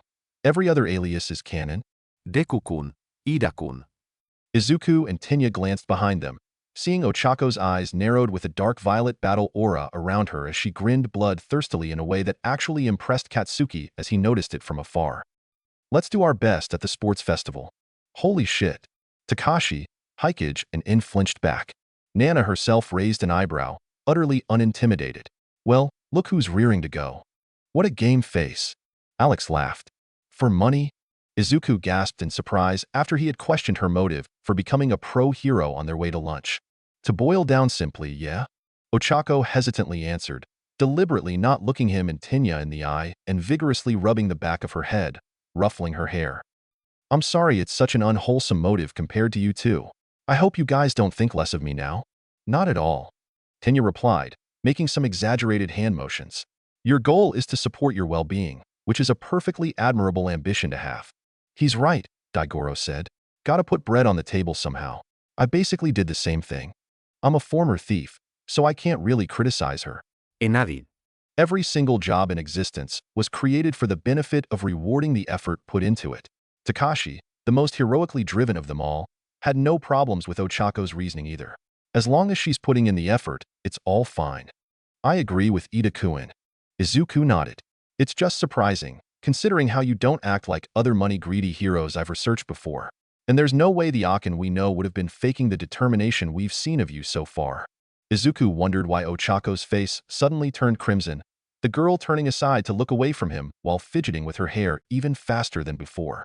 This dense fucker. Daigoro muttered. Well, you see, my family owns a construction company, but we haven't gotten any work at all, so we're nearly flat broke. Ochako sighed while fidgeting. This isn't really something to tell other people, though. She trailed off while Tenya and Izuku both placed their hands to their chins in thought. Construction, eh? Ida mused. Izuku gasped in excitement. If she got licensed, I bet she could use her quirk to bring costs down a lot. A lot of construction accidents do occur from heavy machinery failing. Harumi mused. But if you have anti-gravity at your command, monetary and maintenance problems becomes moot. Tenya smiled in agreement. And with Uraraka-kun replacing their heavy machinery, they could sell the equipment off. Ochako finally looked at them as she did a little hop to face them, making finger guns at them. I know, right? I've been telling Dad that since I was a kid. Her expression softened and she trailed off, pointing to the side with her finger guns. But my parents prefer that I follow my own dreams instead of working for them. Akin, Izuku muttered as the girl gripped her skirt melancholy. Even so, Ochako raised her head to look both her friends in the eye. I'm gonna become a pro-hero. I'll sign with a good agency and make plenty of money. Then I'll be able to let my parents have an easy life. That's nice. Nana commented while eyeing In, who huffed and looked away from his daughter with a blush. Reminds me of a dad who thought similar. Edre. Tenya burst into loud applause, yelling out his full support while Izuku simply smiled at her, causing Ochako to be overwhelmed with embarrassment by the admiration she had gotten from them. Ha ha ha ha. With a familiar, booming laugh, All Might, aka Tashinori Yagi, burst into the scene. I am here for Midoriya Shounen. Nana slapped her face. Does he realize how creepy he sounds like when he says that? He's so lucky that the kids practically see him as a local deity. Daisy nodded in agreement. In my time, that get the police on his ass in an instant. All Might? Izuku asked, himself and his friends caught totally off guard by All Might's sudden appearance. What's the matter? Lunch. All Might replied, holding up a tiny bento box wrapped in a cute aquamarine cloth with tiny white bunny faces on it. Want to eat together? That's adorable. Ochako commented as she bursted out laughing. With a nod to the both of them, Izuku left after All Might. Dekakuin did mention that All Might trained him for a bit before UA. Ochako cheerfully commented as she and Tinya stood in line for lunch rush's food. Not a worry visible at all. Looks like they really built up a sense of master and student relationship, huh? I also heard from Shizenji-sensei that Midoriya-kun also directly helped in aiding All Might from those villains. Tinya added, although she did stress she wasn't a fan of his recklessness. While the majority of the students around them seemed to be totally ignoring their conversation, one student several spots ahead of them in line glanced back. All Might and Izuku Midoriya. Huh? Shoto thought as he narrowed his eyes. Looks like they really were closer than I thought. Oh, no. Izuku covered his mouth in horror as he stared at the new scars lining All Might's torso. Other than the grisly hole that had refused to heal properly despite the best efforts of medicine, surgery, several healing quirks, and one for all itself, there were now 4 gnarly lines across the hero's chest, as if someone had taken 4 steel claws, dipped them in acid, and then proceeded to slowly rake them across flesh. This is just a physical reminder of that battle, Toshinori spoke as he dressed up again, having taken off his upper clothes to show the new scars. That anarchy, or whoever the person she was supposedly wearing, sure has an amazingly high corrosive capability. With a one-for-all boosting my durability, very little has been able to hurt me. I'm so sorry, Izuku apologized. I should have just... Toshinori cut him off with some laughter, blood spewing out of his mouth. You don't need to apologize for anything, my boy. He's right, little ninth, Daisy added, even though the sight of the 8th champion laughing as he spewed out precious lifeblood made her feel a little worried.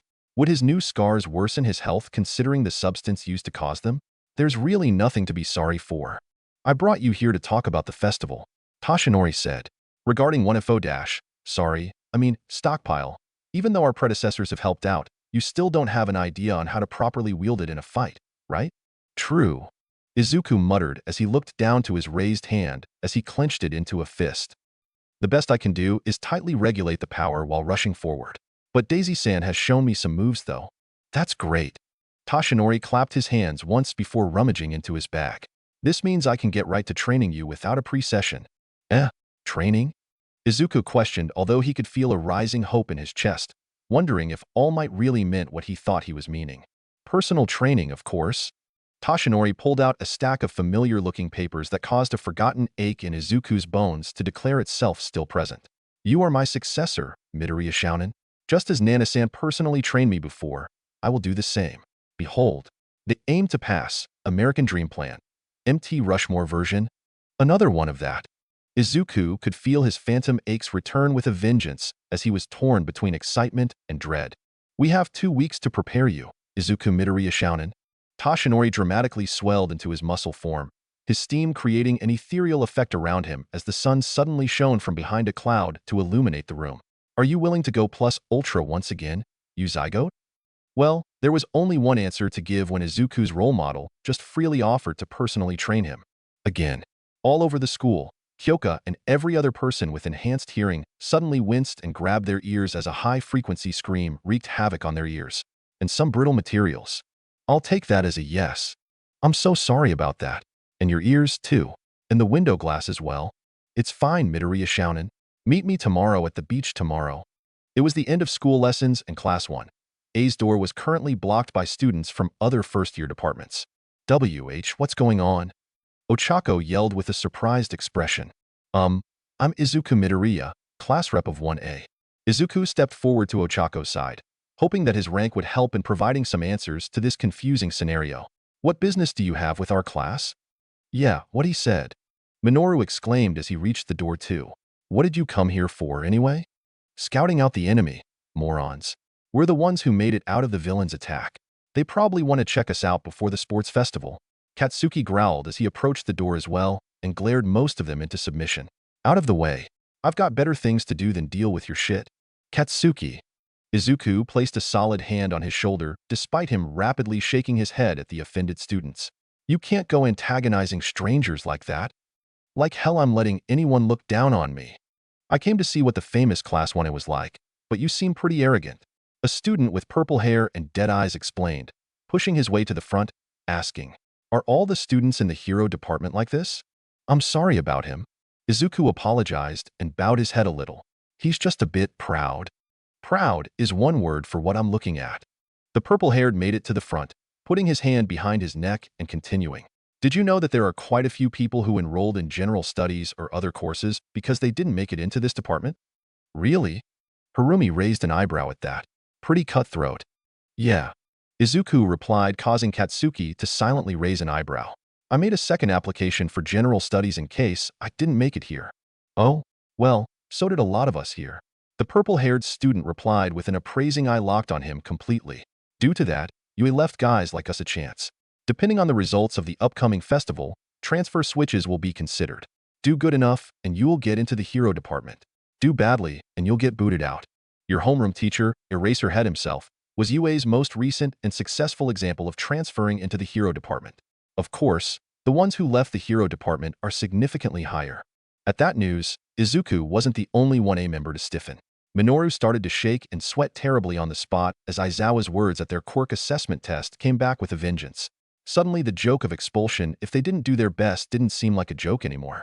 Far off in the back, Mashireo patted the back of an equally nervous Toru. "You seem to be a guy with a calm head on his shoulders compared to Blondie here." Izuku's tightening hand was all that kept Katsuki from, calmly, punching the purple-haired guy's jaw. "So better make sure that your class does it best. Cause this is a declaration of war from Hitoshi Shinso of 1C. "What a bold guy." Daigoro grinned. "But Little Ninth's gonna crush you all." Daisy roared. "It's the same from me, Midoriya." Tetsu came up as well. "We from 1B are gonna be challenging you guys as well. Don't go getting cocky just because you fought off some villains." "Is this guy serious?" Takashi frowned, a rare tone of annoyance entering his voice. "Who does he think he is, accusing Little Ninth of being cocky of all things?" Tetsu-san, nobody's been cocky." Izuku addressed the hot-blooded guy of 1B. "We nearly died that day and 3 heroes got hospitalized. Do you see any of us boasting about it? Even him?" Izuku shook Katsuki's form for emphasis, causing the latter to shake the green head off with a scoff, pushing his way through the crowd as he walked off. Tetsu opened his mouth to speak, but nothing came out, as if he was just realizing how insensitive his words were. "Either way, there isn't a single one of us who wants to give up their seat in our class." Izuku turned back to Hitoshi as he spoke before twisting his head to look at his friends and classmates. "Unless anyone feels differently?" "Like hell I do." Ochako clenched her fist. "Very unlikely." Tenya adjusted his glasses. "It wouldn't be manly to give up like that." Ijiro smashed his fist into an empty palm. "Such a thing would be the height of inelegance." Yuga flicked his hair. "We shall triumph over our foes." Fumikage spoke, with dark shadow popping out from behind him. "Search and destroy. I will defeat everyone who comes up against me. That's all."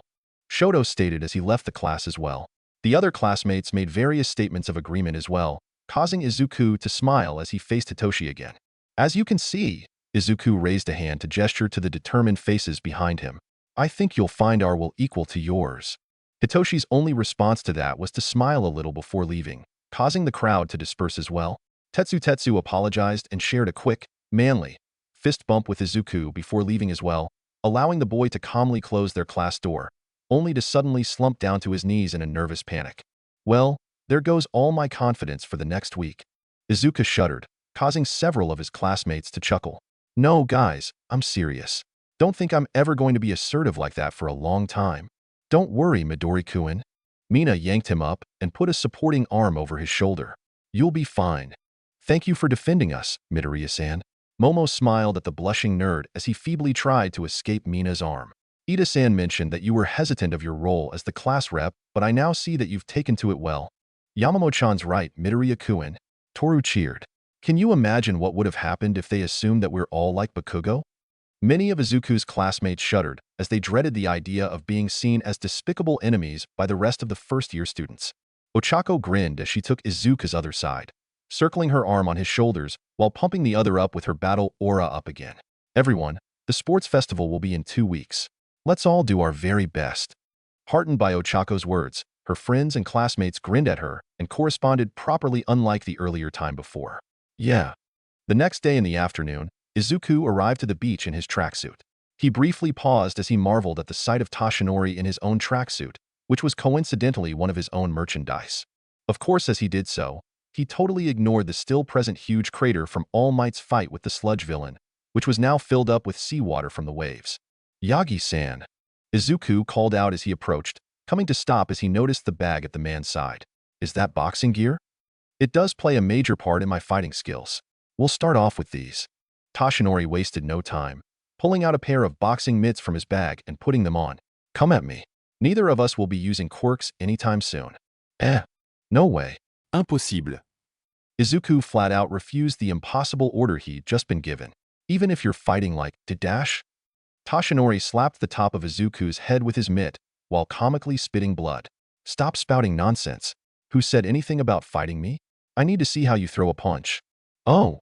Izuku bowed his head, wishing dearly that the beach sand beneath him would suddenly transform to quicksand and swallow him up. "Okay." With a shaky sigh, Izuku wound up a fist and punched the mitt. "Paku." Toshinori's expression was blank as he whacked Izuku's head again. "That didn't do anything, you zygote." "Look." Toshinori took a position at Izuku's side. "Tighten your gaps. Raise your fists to eye level. Strike your target." With each sentence, Izuku marveled as his mentor punctuated each sentence with a corresponding movement. Afterwards, he posed again with the mitts at the ready. "Now, try again, following my instructions." Bam! Izuku's punch was far better this time, actually managing to shift Toshinori's left arm back an inch. "Well done, Midoriya Shounen," Toshinori complimented, causing his successor to duck his head and blush while enjoying the happiness his mentor's words had created in him. "Now, I'll teach you the straight right." Straight right? A move which Texas Smash is based on. The instant you step in, turn your waist in the motion of your striking fist. Toshinori demonstrated with his bodily movements. "Twist your shoulder inside as well." Izuku slowly copied Toshinori's movements, muttering rapidly as his body moved rudimentarily compared to the symbol of pieces. Boxing is a fighting style that primarily places emphasis on upper body strength, meaning that I'm actually unsuited for this, but if we're taking stockpile A into consideration, then not only is the body type requirement unnecessary, there's also the advantage that nobody's going to see it coming from someone of my stature dash. "My boy." "Aya, right." Izuku steadied himself, breathed deeply, and rushed forward with the instructions in mind. "Smairash." "Pam." Toshinori choked as he was actually forced back some steps, a smile blooming at his lips only to falter at the blood staining his mitt. A quick and worried glance revealed Izuku still in a punching pose with a triumphant smile and a bloody fist. "I did it, All Might." Izuku whooped, too elated to notice the pain. "When I did as you said, Dash." Toshinori caught him by the wrist, causing him to finally notice his split knuckles. Izuku moaned as he looked down at his bandaged hand. "Sorry, Yagi-sensei. Don't apologize for getting injured while following my instructions, Midoriya Shounen." Toshinori gently replied as he put away the med kit he had brought on a hunch. Who knew they'd need it within 30 minutes of starting? "While your knuckles heal, let's try for something that won't strain them." He walked up to a nearby tree and kicked it hard, causing a lot of leaves to flutter down. "All right, watch this." Toshinori cocked his fists up and suddenly shot them out repeatedly at high speed. When he was done, he had caught up several leaves in his hands. Doing this exercise was what enabled me to create Chicago Smash. As it relies more on speed rather than power, this should be more up your alley, Midoriya Shounen. A sudden beep from his phone suddenly caught his attention. With a swift curse after looking at the alert, Toshinori transformed into his muscle form and fondly roughed up Izuku's hair. "Your assignment is to grab 10 leaves before they reach the ground by next week. Duty calls." In a single bound, All Might blew up sand as he leapt right up to the top of a nearby building. In another bound, he disappeared entirely from Izuku's view. "Next week?" Izuku sighted one falling leaf and quickly grabbed it. "This doesn't seem so hard. I can probably get it done by tomorrow." Hitting the tree to cause more leaves to fall, Izuku tried again with All Might's instructions in mind, only to shout in surprise as the leaf in his hand easily slipped away as he opened it up to catch another one. "So that's how it is." Izuku mused as he raised up a leaf. "They're ridiculously light and easy to blow away." "Speed." "Huh? If All Might said I might be good at this, there's no way I can give up. I won't waste this week." 12 days to sports festival. Tenya panted heavily as he rested a bit. As a quick sip from his orange juice canteen, he went all out again. Recipro burst. Tenya cracked the track ground as he pushed off, nearly losing sight of the track at the speed he was going. Such things didn't matter anyway. He had to double his top speed no matter what. Midoriya had just shared in the group chat a picture of him exercising in the beach.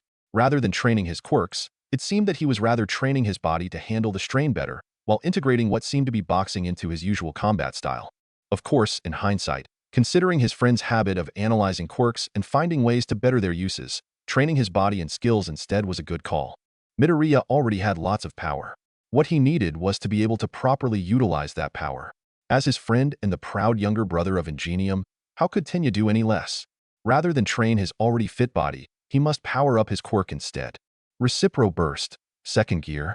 Even as his sight blurred and he definitely tripped at breakneck speed and slammed his back upside down against a tree, the thought never left his mind. I must try harder. 10 days until UA Sports Festival. Tsuyu shot through the water at high speed, easily shooting past several robotic fish as she spied the one she was hunting for. With a swift grab, her tongue grabbed her twitching prey as Tsuyu leapt out of the pool. Wiping her hand over her face to move her hair out of the way, Tsuyu tossed the toy onto a pile of already caught ones. With a ribbit, she leapt backwards into the pool again. As she did so, the robot sensed another of their brethren captured and then doubled their speed as programmed, ensuring that Tsuyu would have to try her best to catch them all. 8 days until UA Sports Festival. While Mizo grunted as he lifted weights in the back of the gym, Toru struggled with her 19th pull-up. Come on, Toru grunted, her sweat turning visible as it dripped down to the floor. The only person weaker than me in the class is freaking Mineta. Push through. With a grunt, Toru finished and went for the 20th, promptly slumping down bonelessly as soon as she succeeded. 7 days until UA Sports Festival. I am here for the 7th time this week. Toshinori and Izuku stood before a new tree. This is the last day of the week, Midoriya shouted. Have you succeeded? Yes, Yagi-sensei. Please, watch me carefully.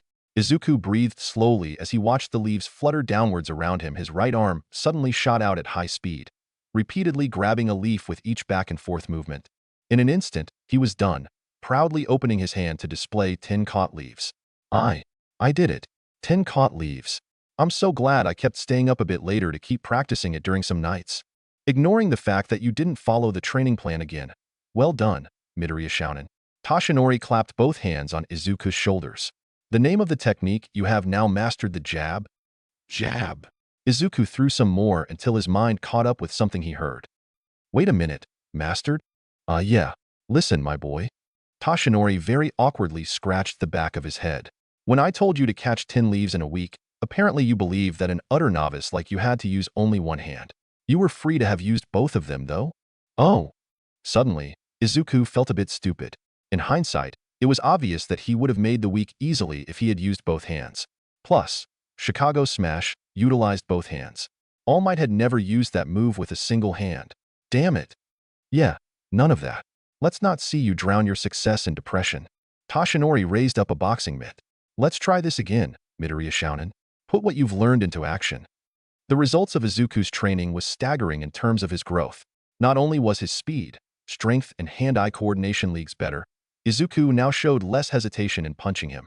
You're like a shining star, Midoriya shouted. Toshinori grinned as Izuku's punches actually pushed him back a bit more than usual.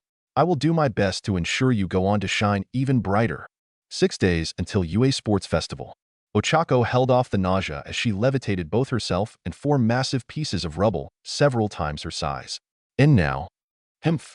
A large sparkly laser tore through 2 of the rubble, while Mina leapt of a nearby rooftop to directly land on one of them. With a yell and a copious discharge of acid from her hands, Mina absolutely tore the rubble and the one beneath her own like water through tissue paper. 5 days until UA Sports Festival. D. One last blast from Katsuki finally sent Ijiro flying from him, his hardening, deactivating as smoke wafted off his defeated form. Take a 10-minute break, shitty hair. We go again after. No problem. Ijiro raised a thumbs up before it suddenly fell aside to the ground with a groan from its owner. Katsuki glared down at his forearms as scorching heat seemed to emit from them, even though he was supposed to be immune to the effects of his own explosive power. For a while now, he had been feeling a strange surge of power in his quirk. Damn it, Izuku might actually know something about this. If it had happened a year ago back when he was still an asshole, he would have taken it for granted like the self-absorbed shit he had been. Now that he had gotten a taste of actually saving someone, Ayako, this was worrying. He had to relearn his upper limits, otherwise accidents could happen. And the last thing he needed was an accident when he was not only slowly gaining back Izuku's friendship, but now knew a kid who liked hugging him and holding his hand a lot. This damn festival couldn't come fast enough. Katsuki slammed his palm against his fist, grimacing as an explosion he didn't mean to create sparked off. The more strong guys I fight, the better I can be on my way to the #1 spot. 4 days until sports festival. Electricity finally sparked away as Denki fell back onto his butt. A little ways off, Minoru fell to his hands and knees while a baseball slowly rolled at his side. Denki had been training up his resistance and physical abilities, always pushing a bit further so that his evolt armor could do better. Minoru himself had actually been training with baseballs to train his aim and throwing strength without needlessly hurting himself. He wasn't no reckless idiot after all. He'd just make sure to at least win his first fight so that Aizawa didn't consider him a lost cause. Besides, as he and Denki laid side by side on the dirty track, they had the lovely sight of some wannabe girls jogging past them. He didn't know the name of the short girl with brown bob, cut hair nearly covering her eyes, but he definitely liked the sight of her surprisingly large boobs bouncing about. As for the horned blonde girl beside her, the fact that she often fell forward to run on all fours only served to enhance the already excellent feature that was her jiggling ass. And the best part? He and Denki had been here hours before these ladies arrived, which meant that he definitely couldn't be accused of just coming here to perv on girls. If this was going to be a usual reward for letting Izuku's belief in all of his classmates sway him into putting more effort than usual in his training, Minoru definitely wouldn't mind following the broccoli kid's lead a while longer. With the crackle of electricity filling the air again, Minoru followed Denki's lead and got up again, starting to aim again with his baseball against the numerous targets around. 3 days until UA Sports Festival. A sleeping Izuku twitched at the feel of a finger poking his cheek. He soon opened his eyes to see a girl in a gym uniform squatting down beside his head. Long periwinkle hair ticked his face as the girl kept poking as if she were counting his freckles.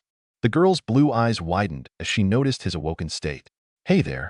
What's your name? What are you doing here in Training Ground Omega? Is your hair black, or a really dark shade of green like your eyes?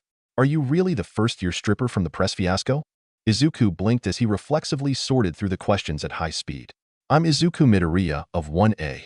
I'm training for the sports festival. My hair only appears green if light shines on it. That stripping was an accident." The girl blinked in surprise before suddenly tackling Izuku. "Don't faint. Don't faint. Don't faint." Having no problem with throwing her weight on him. Wow. No one other than Principal Nizu's answered all my questions in one go before. Probably because of the speed you speak them. In pointed out. Hold on. Izuku placed his hands on the girl's shoulders, pushing her up and making sure that his eyes didn't dip to the large breasts he had briefly felt against his chest. "Who are you?" "Nice priorities." Daigoro approved. "I would have focused more on tits pressing against my chest." Hikage rolled his eyes. "Of course you would." "Oh, I'm Nijire Hato, 3A. Nijire flashed a V sign. "I haven't debuted yet, but my hero alias is Wave Spiral. What's yours?" "Oh, and your quirk, too." "Mine's Wave Motion, which lets me convert my vitality into shockwaves." Deku." Izuku blushed as he looked away. Her behavior was rather enthusiastic. Or maybe it was because a pretty girl was straight up straddling him now. "I have a copy quirk with 7 copied ones archived." Then Izuku remembered what she just said about her quirk and swiftly sat up to face her, a notebook appearing in his hands. "Your quirk lets you create shockwaves with your vitality as fuel. How does that work? Is it that your body creates an excess of stamina to compensate? Or did you train up your average stamina into something combat-worthy? Are you immune to your shockwaves? And as for the shockwaves, how strong can they get? Are they unidirectional or omnidirectional? Can you concentrate them to unleash penetrative force rather than concussive? Can you directly push it through physical matter, tearing it apart with the resultant vibrations?" "Easy there, little ninth." Daisy teased. "The girl's peppy, but you might still scare her off." Izuku blushed with embarrassment as he remembered himself and hastily covered his blushing face. "Please ignore everything I just said." No way. You're so smart, Midoriya." Nijire took his hands off so that she could look him in the eyes. "You said that you're training, right? Train with me." Yeah. Come on." Nijire held tight as the boy tried to free himself, marveling a bit at how the short boy beneath her was rather muscular. Copycats usually tended to coast along on borrowed quirks. "You definitely need a training partner, and I want you to tell me everything you can figure about my quirk." All right, Hato-senpai." Izuku surrendered. "Wow." And clapped sarcastically. Kid got whipped within a minute of meeting this chick. Ochako needed some days and a nickname change for that. Releasing the green head, Nijire sat back on his crotch with an overjoyed grin as her whole body trembled with excitement. 7 quirks, huh? This is gonna be awesome. Nijire could barely contain her anticipation, causing her to bounce up and down with joy. She did stop for a moment in confusion as she felt something poke her butt. Izuku yelped, flinching as what he feared would happen. Finally happened as the girl pressed her hands on his chest and leaned over to stare at him with an innocent gleam in her questioning blue eyes. Midoriya, are you carrying something in your pants? What kind of material is it made of? Feels kinda squishy yet hard, and should it throb like that? I can't tell if she's serious or not, Daisy admitted. And considering my first occupation, this bothers me a lot. Shuddering as Nijire flat out groped his erection through his pants what he hoped was naive curiosity, Izuku's head could have beaten a tomato resemblance contest at this point. Please get off, senpai.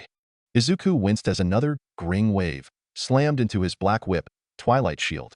The black whip, construct held up, allowing Izuku to toss Nijire away. True to her earlier promise of not flying throughout the battle, you can do that? Nijire simply backflipped, seemingly unaware of Izuku's charge as she landed until she easily caught his punch and redirected him to faceplant the grass. Without looking up and alerting her, Izuku used Danger Sense as his guide and shot 3 green lightning bolts at Nijire. Wow, your lightning's green like you. Nijire cheered as she created a spiral shield immediately, spreading it wide to act like a shield. As soon as she dropped it, Nijire swiftly leaned aside, dodging a blackish-green tendril of energy and grabbing it. Spinning twice to reel Izuku in, Nijire kept her smile up as she backhanded him in the jaw.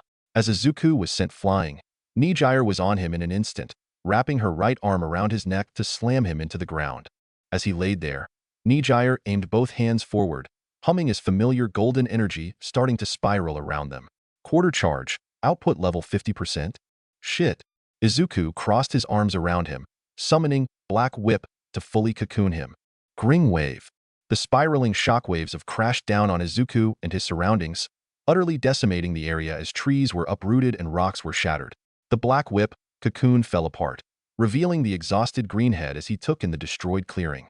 Before Izuku get up, Nijire slammed onto him, easily knocking the air out of his lungs and subduing him with her weight. I won again. How many does this make? Nijire leaned forward in a way that Izuku still couldn't tell whether it was deliberate or not, especially with her thighs always grinding against his crotch despite her words suggesting otherwise. 6. Izuku groaned, a combination of exhaustion and arousal keeping him from fighting her off. I still couldn't land a single hit on you. Nijire snickered as she leaned back, still putting more weight against his distressed erection. Of course you couldn't. There'd be something seriously wrong if a first year with 0 combat training before you managed to land a punch on a third year like me. Nana nodded in agreement. She's got a point. There was a tiny twinge of annoyance in Izuku, which prompted him to suddenly toss his hips up, destabilizing Nijire long enough for him to switch their positions.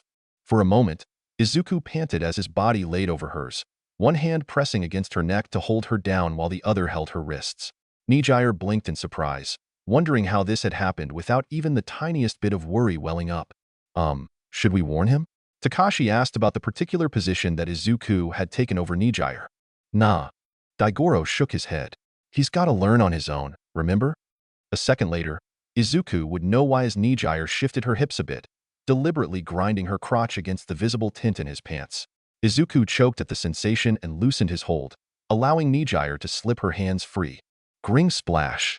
A smallish appliance of her quirk was enough to launch Izuku clean off her, slamming his back against a tree. Izuku barely had a second to slid down before his collar was grabbed, which was swiftly followed by Nijire flipping him over to his back. Midoriya. Nijire straddled him again. Rare serious tone in her voice surprising Izuku, who had only known her excitable side for the past hour. Stop getting distracted by my body. Every time I rub against you, you start slowing down and hesitating. Ah. Izuku flinched in shame, knowing exactly what the girl meant. I don't mean to chastise you too much. We're both teenagers after all. Nijire softened up a bit. But you're gonna be fighting girls too in the festival. You've probably avoided this by either not fighting a girl at all or seeing their costumes as necessary and mentally blocking out the sex appeal. However, just like me, every girl in the festival is going to be wearing non-specialized, form-fitting gym wear.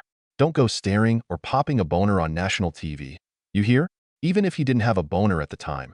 Tagada-kun only managed to escape trouble because of how his quirk worked back in our first year. Well, he had to learn about this at some point. Daisy shrugged. I mean, how would he have lasted against any of his female classmates? I believe one of them was actually naked, right? Harumi questioned. Yes, the invisible one. Izuku nodded fervently. The sheer threat of being humiliated on live TV was more than enough to drive the point home and kill his rising arousal. Great. Nijire got up, pulling Izuku up as well. Well, that was a nice use of the afternoon. Thanks for sparring with me, Midoriya-kun. Aya, you too, senpai. Izuku waved away the strangest girl he'd ever met, idly pulling his eyes away from her swaying hips to the new number on his phone before a sudden thought entered his mind. Wait a minute. In a flash of viridian lightning, he blitzed to Nijire's front. Senpai, if you were really teaching me not to be distracted when fighting a girl, why did you grab my? Izuku cut off with a crimson face as he struggled to say the word right to a girl's face, but thankfully Nijire instantly understood. Ah, right. That was over the line. Nijire rubbed her chin in thought before slapping her clenched hand into her other palm in realization. I've got it. Nijire grabbed Izuku's hand and then placed it right on her left breast. Now, we're even. Izuku's mental faculties cracked to a stop, instantly noting how his hand fit against the round flesh. With nothing but pure hormonal instinct as a guide, Izuku gently squeezed. MMPH. Izuku ignored Nijire's shudder as he mentally noted the weight pressing against his palm. It felt so soft even through the clothing, yet it also had such great resilience pressing back at him. Even though he held it, it felt like his hand was trapped between sinking into the softness, yet being pushed away like a warm balloon. She's probably got a sport bra on, Nana explained, although Izuku was too distracted to hear her. And he can't hear me. It's the first breast he's ever groped. Daisy nodded her head in understand. Men kinda conk out when boobs are flat out offered. Hey! Nijire suddenly leaned over Izuku, her breath caressing his ear as she stroked his hair. If you still want to squeeze it, can you do it a bit gentler? Izuku suddenly snapped out of it, realizing with a squawk that his right hand was outright groping her now, slowly kneading the flesh. Izuku ripped himself away hastily before running away. Oh pooh. Nijire, trapped in a state of slight arousal, huffed in disappointment. Well, at least I got his number. PM. Wave spiral. Deku. Wave spiral. It's fine, Midoriya-kun. I asked you to do it. Deka. Even if you say so, I still apologize. Wave spiral. If you don't stop apologizing, I'm gonna send you NSFW pics of me. Like this. Wave spiral has uploaded sensational or sensual.jpg. The picture showed Nijire lying on a bed in a dragon onesie which had been zipped down to below her navel and widened enough to show that Nijire did not believe in wearing underwear to sleep. With her buxom figure, the onesie looked one deep breath from revealing her full chest to the camera. Deku, why did you send that? Wave spiral. If you stop apologizing for what happened earlier, this will be the last. Wave spiral. Until I feel like teasing you again. Deku, why? Wave spiral. You're an adorable nerd. Wave spiral. You're nice, gentle, and determined. Wave spiral. You also make it too easy for me to tease you. UA Sports Festival Day. You're gonna be great, broccoli kid. Hisashi Midoriya encouraged his son over the video chat. Tell him how great he's gonna be, Jane. Kick all their asses. Jean Babaigawara cheered from afar as he loaded the popcorn and butter onto the table in the lounge room. Cheering up Archie. Thanks. The both of you are great. I gotta go before I miss the train. Love you, Dad. Bye, Jean-san. The video chat ended, allowing Hisashi to swiftly check everything with Jean. Popcorn. Check, boss. Drinks. Non-alcoholic in case of emergencies, check. A clean nearby and private bathroom. Check. Giant basin of frozen water. Still not sure why you said it was necessary, but check. It will be necessary. Recording flash drives. Check. 70-inch plasma screen TV to watch my boy and his friends be awesome. Check. Victory banner. Check. Defeat banner that must be carefully hidden then burnt to ashes if not necessary. Also check. Okay, then. Where's Goku and Bulma? They want to go watch it directly in Japan since they're on break. Those lucky shits. Thanks, Melissa. Melissa Shield, a shapely and attractive pale-skinned young woman of slightly above average height with quite a round face and wavy blonde hair, simply waved away his words. It's fine. I really want to see your son whom you keep talking about at work, Mr. Midoriya. Papa's on his way, by the way. Ayako Momogami squealed as she rushed towards the huge stadium.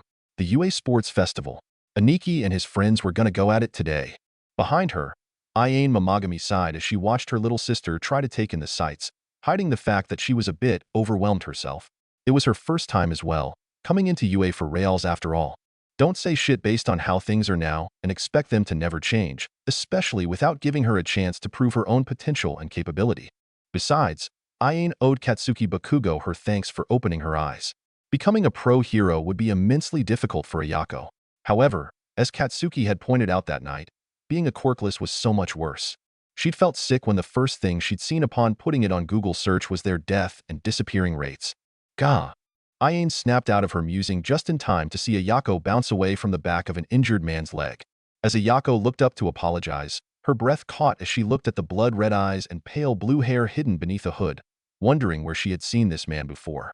Ayane had just rushed forward to pick up her fallen sister and apologize when someone else beat her to it. Red feathers shot into Ayako's coat and lifted her to her feet before returning to the crimson plumage of the wing hero. "Hey there, kid." Hawks, aka Kigo Takami, greeted as he gently closed Ayako's dropped jaw. "Don't be scared of Meanie over there. He may look mean, but he's just a gamer softy on the inside." "I don't like how you're talking about me, Takami." Tenko Shimura, aka Master Breaker, scoffed as he raised a twitching hand from his crutch in Hawks' direction. "Do you want me to destroy your shades again?" Ah, man. Mina pulled down on her gym uniform shirt. "I was totally hoping I could wear my costume." Mashareo stretched his arms next to her. "To keep everything fair, we can't." Currently, the students of Class 1A were hanging out in their designated waiting area, awaiting the signal to begin heading out to the stadium. So in the meantime, they were trying to psych themselves up while calming their own nerves. Rikido Sato nervously wrung his hands together over the table. "I wonder what the first round's gonna be." Fumikage was seated at his table. "No matter what they've prepared, we must persevere." Mizo nodded his head in agreement. "Right." Midori-yakun. Nijire banged open their door with a smile on her face. "I came to wish you and your friends luck. But mostly you since you're the only one I know here." "Hato-senpai." Izuku came up to her, shocking everyone at how easily the normally shy boy spoke to the pretty senior. "So you're leaving for your own stage? Good luck." "Thank you." Nijire grabbed Izuku into close headlock, unminding of his face squishing against the side of her breasts as she pointed her index finger skywards. "Remember, Midoriya-kun, rise straight to the top." "Huh." Katsuki jumped out of his chair, stomping on the tables until he reached Nijire. "The top spot belongs to me." "Really? I guess I'll have to motivate Midoriya-kun here to beat you all." Nijire smiled as she turned to Izuku before leaning to put her lips near his ear. Around them, several of the classmates jolted at the motivate part of her words. Oi. "Is she?" Denki's eyes widened in disbelief. No. No. No. Minoru fell to his knees. That bastard got a huge boobed senpai all to himself. Why can't he be a douchebag I can just curse and hate in peace? Ochako said nothing, but the soda can in her hands was crushed, without her hands or fingers moving at all. "What? An autographed Ryukyu hoodie?" Izuku suddenly roared in surprise as Nijire leaned away and smirked. "I'll win. I was already planning to win, but now I'm really gonna win." "Izuku, you fucking telling me you ain't already got one of those?" Fuck no, Kakchan. Izuku didn't even register that he had sworn at Katsuki and reverted to his nickname. "I don't have it, so I must have it." "Right." Recognizing that old mania that pushed timid Izuku into the crazy geek that Florida smashed him in the face years ago, Katsuki scoffed as Nijire patted Izuku's hair and made her exit. "That chick's gone and put you in fanboy mode." "Midoriya." Todoroki-kun. Izuku snapped out of his craze to face him. "What is it?" The dual-haired teen approached, not caring about everyone else listening in on what he had to say. "Considering your intelligence and your quirks, you are by far the most unpredictable and arguably the most powerful of everyone in this very room." Ashu. Izuku flinched at Shoto's words. He just flat out said it. And despite all that, All Might has his eye on you for some reason, doesn't he? There was no hiding the second flinch or fear that was displayed in Izuku's expression. "I don't mean to pry into that in the slightest," Shoto assured him. "But for all intents and purposes, you are the one to beat today." Izuku stared back silently even as his classmates began to whisper, but when he opened his lips to talk, they quieted again. Todoroki-kun. "I may have my own reasons for wanting to win today beyond the autographed Ryukyu hoodie dash."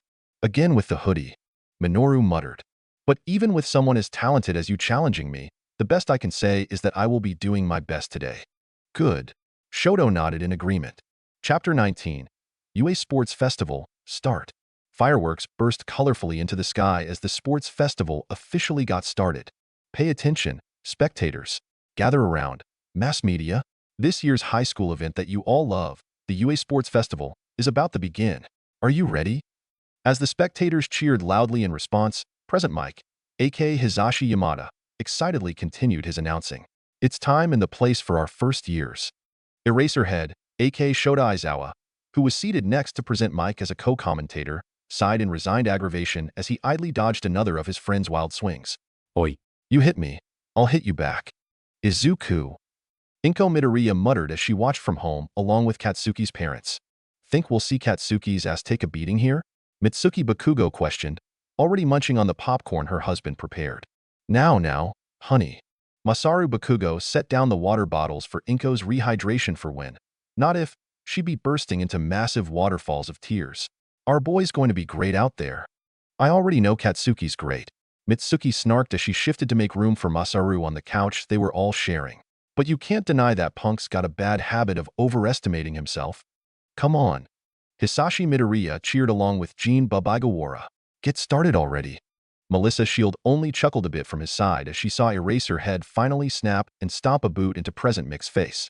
Are you sure you're fine, Tenko-kun? Toshinori Yagi, aka. All Might fretted as his master's grandson slumped into his seat. Infine. Tenko Shimura mumbled as he set his crutches aside, fully focused on the chicken he was munching on. Izuku's coming out soon, right? Autographed Ryukyu hoodie. Autographed Ryukyu hoodie. Izuku Midoriya, aka Deku, whispered to himself as Class 1A walked onto the field for the event, fireworks going off around the arena. The UA Sports Festival, the huge battle where fledgling heroes sharpen their skills once a year. Present Mike cheered along with the crowd while Class 1A looked up at the people in the stands. Anyway, these are the guys, right? The miraculous new stars who overcome enemy attacks with their hearts of steel. Hero course, Class 1A, right? Ignore them and focus on the hoodie. Izuku muttered with his hand blocking his face slightly. Do it for mom and dad. Do it for yourself. Do it for All Might. Most of all, do it for the hoodie. I'm gonna kill you and then myself if I lose to you in such a state. Katsuki Bakugo growled, idly waving back to where he spied a Yako Mamagami jumping and waving in the crowds. Better snap the fuck out of it by the time we get started for real. Next up are the guys with hidden talents. Present Mike continued as Class 1B came out. They haven't gotten much airtime, but ignore their awesomeness at your own risk. Hero Course, 1B. Tetsu, aka Real Steel, roared as he pumped his fist up. Itsuka Kendo, aka Battle Fist, copying him with a much lighter tone while Setsuna Tokeage waved at the crowds with her usual sharp grin. Next up are the Dark Horses, the Schrodinger cats. You don't know what you're going to get without venturing for it, and these guys are the walking examples. Better look out, Hero Course, or one of these guys are going to take the top spot from you all. General Studies, 1C, D and E. That actually sounded like a decent introduction for us. A female student from Hitoshi Shinso's class noted as they walked out. Next up are the Wild Inventors. Quirk training? No way. These are the guys who literally put their money into whatever cool gadget they're making each week. Give it up for the support department, 1F, G, and H. Hee hee. A pink-haired girl with strange steampunk-style goggles darkly chuckled, somehow not creeping out her classmates. Okay, remember Majima-sensei's words, Hatsum? One of her classmates hushed right into her ear. Don't force any of your babies on anybody else and don't let them explode. And last, not least, and definitely not the guys to piss off if you don't want a PR disaster, business management, 1I, J and K. Hey, it's the first-year stripper. One of them with glasses noted the green-haired boy still muttering to himself. I wonder if he knows that he's caused an urban legend in his wake. The boy next to him with swirl markings on his cheeks chuckled. That was a good laugh. I wonder if Mirio Togata-senpai has met his stripping replacement yet. Time for the player pledge. Midnight, aka Namuri Kiyama, shouted after she climbed up to the podium and struck a pose with her flogger-style whip. The curvaceous heroine was instantly greeted with approval from many males and a few females as well. Representing the students is King Explosion from Class 1A. Izuku actually snapped out of his daze to stare in horror. Representing us is who now? Well shit. Daisy August chimed. Bakugo did finish first in the entrance exam. Hanta Sirou, aka Celefane, remarked. It's King Explosion Murder. Katsuki growled as he walked up to the stage. Give up or come up with something else. Midnight replied. I'm not tacking something like that to a prospective hero's alias. For those of you confused, all of the students barring those of the business management will be going by aliases today. Eraserhead explained to the confused audience. As you are all aware of the villain attack that occurred at UA some weeks ago, this is a measure to protect the identities of our golden eggs. We would have included the business management as well, but they all rejected the idea. Damn right we did. One of the business students roared out, with others in his class making sounds of agreement. This isn't even where we'd stand out anyways. Another of them yelled. That's what the school festival's for. You are all. Katsuki started, silencing the stadium. Most likely to be strong people. Whether by quirk, character, or skill, every single one of you is strong in something. And I really respect stuff like that. Tenya Ida, aka Nitro, blinked in surprise before smiling. I had my doubts, but it seems that Bakugo-kun can conduct himself with proper decorum. No way. Izuku wasn't deceived in the slightest. He's most likely building up for maximum impact. And that is why I am glad to consider all of you. Katsuki paused a bit as his lips twitched towards a smirk for an instant. Excellent stepping stones on my way to the #1 spot. As I thought. Izuku sighed. What? Class 1-san's Izuku panicked as one. And he was doing so well. You little. Hey. I'm gonna kill you. You're full of sludge shit. Why are you doing something so disgraceful? Tenya yelled at Katsuki, who ignored him. Are you angry? Do you want to drag me down? That's fine.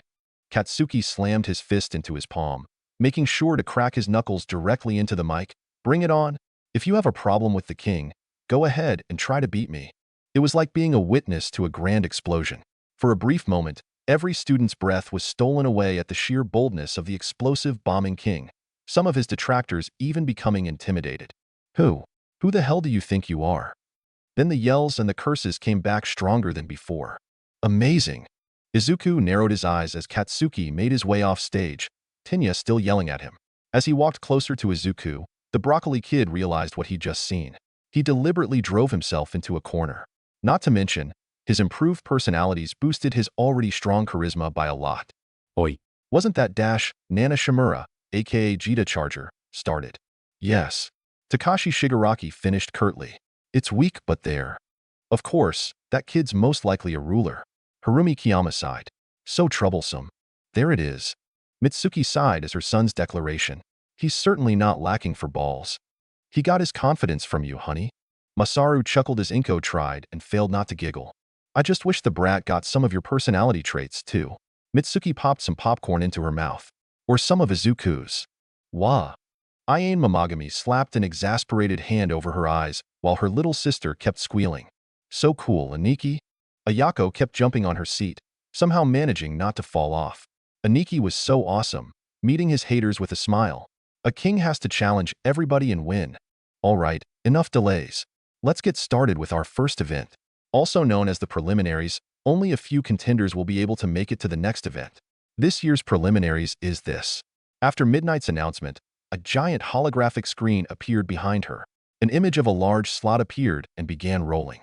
What could it be? The screen behind her finally stopped to display Obstacle Race as the preliminary event. Midnight then explained the event for both the students and the spectators. It's a race between all 11 first-year classes. It is nearly 4 kilometers long and goes around the stadium. As long as the students stay within the course, they're all free to do anything. 4 kilometers. Ayako tried counting on her grubby little fingers. Is that far, Nachan? Ayane slumped further into her seat. My hips already hurt from trying to walk that distance in my mind. When you consider racing along with the dodging obstacles and Katsuki's attackers, and he will have some, he's going to be fighting all the way. Ayako's eyes sparkled from sheer admiration. In other words, you're saying that Aniki's going to be doing awesome stuff all the way. That's what you got from my words? Midnight's voice rang out at that moment. Begin. Hey. You're trampling me. Eek. Something tiny ran over my foot. This is too narrow. Students shoved and pushed their way through the far too small hallway. They were jammed together like a school of sardines trying to fit through a single pipe. After getting his face elbowed at least 5 times, Izuku finally latched onto the ceiling with Black Whip, hanging himself up by his arms. I see. This means, from the start, it's already. Incoming ice spread. Ice spread? Todoroki-kun. Izuku's breath misted as ice rapidly spread over the surfaces. With a grunt, he disengaged the clawed tendril from the ceiling just before the ice would have connected and swung forward. Out of the way, Izuku. Katsuki blasted past him. It wasn't just him. Several of his classmates were free as well, having made sure to not get stuck in Shoto Todoroki's ice trap. With one final swing, Izuku launched himself high into the air, copiously using Black Whip to keep himself off the frozen ground until he cleared it. Giant robo-villains in the way. Izuku balked at Danger Sense's warning before gawking as a one-pointer backhanded Minoru Mineta out of the air. Mineta-kun. Targets found. Time for extermination. Ooh, enemies have shown up out of nowhere. Present Mick's voice rang out. Behold the real first obstacle. Robo Inferno. An entire army of robots from the entrance exam had appeared to block the way, with several more zero-pointers than before. Some months back, Izuku would have balked at the challenge. Now, as Shoto bent down to begin his attack, a scream caught his and several others' attention. Ryukyu hoodie smash. Izuku roared as he soared towards a zero-pointer and punched forward. Jaws dropped amongst the students and audience as the zero-pointer suddenly got a gigantic fist, composed of green-tinged dark energy and half the size of the robot itself, driving through its body and utterly wrecking it apart. Midoriya. Shoto thought as Izuku used the now-empty gap to go through. You really are someone to surpass today. That's Deku from Class 1A pulling ahead to an early lead with a devastating display. Present Mike shouted gleefully. Amazing. Just like in the exam, he beat it in one blow. It almost seems unfair. Thoughts? His attack was powerful and straightforward. Eraserhead's voice added in, definitely like the man who created the catchphrase that Deku yelled. Still, what was that bit about a hoodie? You're in the way. Copying Izuku's example, Katsuki got above another zero-pointer and blasted downwards with a booming explosion, utterly demolishing its head and shoulders. There's no way I'm gonna lose to you. A third zero-pointer rushed forward, intending to crush Shoto. The dual-haired boy scoffed as he stomped his right foot forward, encasing the ground with ice before an iceberg shot forward and froze the colossal robot in its tracks. I don't have time to waste about here. With that, Shoto rushed forward, chasing after Izuku and Katsuki. As he ran past the bots, his competitors finally snapped out of their astonishment after witnessing such grand displays of power. What the hell? Does 1A have monsters in their ranks? That's so manly. Eijiro Kirishima, aka Red Riot, punched his fists together as he activated his quirk. I'm not gonna lag behind. With a roar, he punched through a one-pointer and cleaved its right side off. That manliness you're admiring better not be including that Bakugo bastard. Tetsu roared as he clotheslined a two-pointer, his steel skin glimmering in the sunlight. It's not manly to respect jerks. Huh. Eijiro roared back, pulling a Tetsuzanko against a two-pointer so that he didn't break eye contact with Tetsu. Just who do you think you are to question my manliness? Huh.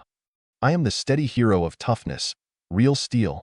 Tetsu headbutt a one-pointer, crushing its head and sending it flying. Tetsu of 1B. Really? Well, I am the sturdy hero of passion, Red Riot. Eijiro punched deep into a one-pointer, ripping into its chest and pulling out its core. Eijiro Kirishima of 1A. The two manly boys clashed their foreheads with a metallic screeching ringing out from the contact. Just who the hell do you think I am? All the robots they had just destroyed proceeded to explode for no good reason, creating an awesome backdrop for them. There's two of them. Kyokujiro, aka Muse, muttered in dull surprise as she ran past them, her earphone jacks, making quick work of the two-pointer she dodged underneath. It's easy to see Bakugo plowing through, Hanta yelled out, tape shooting out of his elbow to also climb himself over the robots along with Tokoyami and his dark shadow. But Midoriya sure was surprising.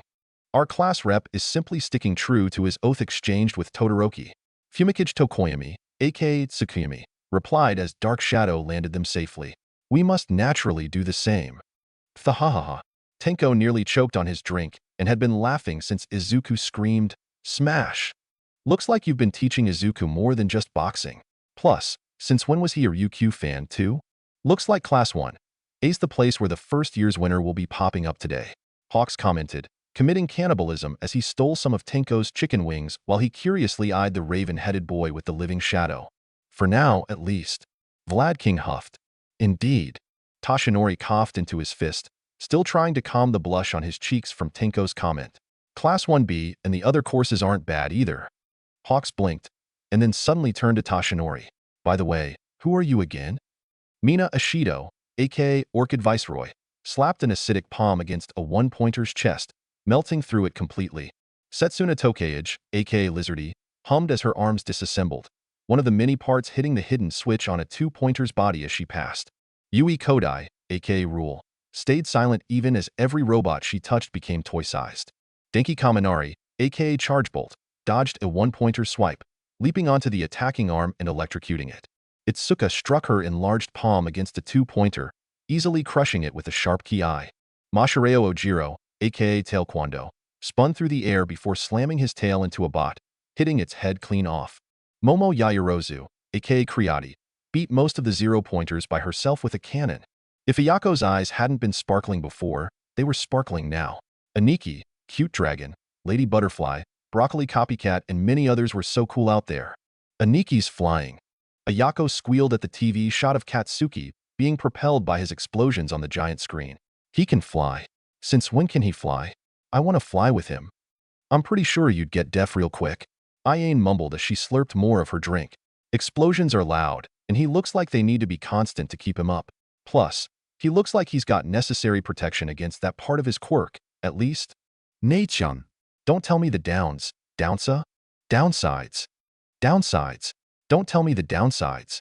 Ayako pouted, which was really adorable to Ayane and every lover of cute around them. I swear as Aniki's future sidekick that I'm gonna fly like him someday. All Valkyries are supposed to be able to fly, after all.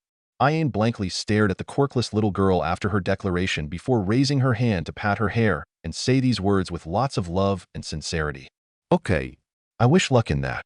At that moment, Present Mike screamed through the speakers. For those of you who thought the first obstacle was easy, let's see how you feel about the second one.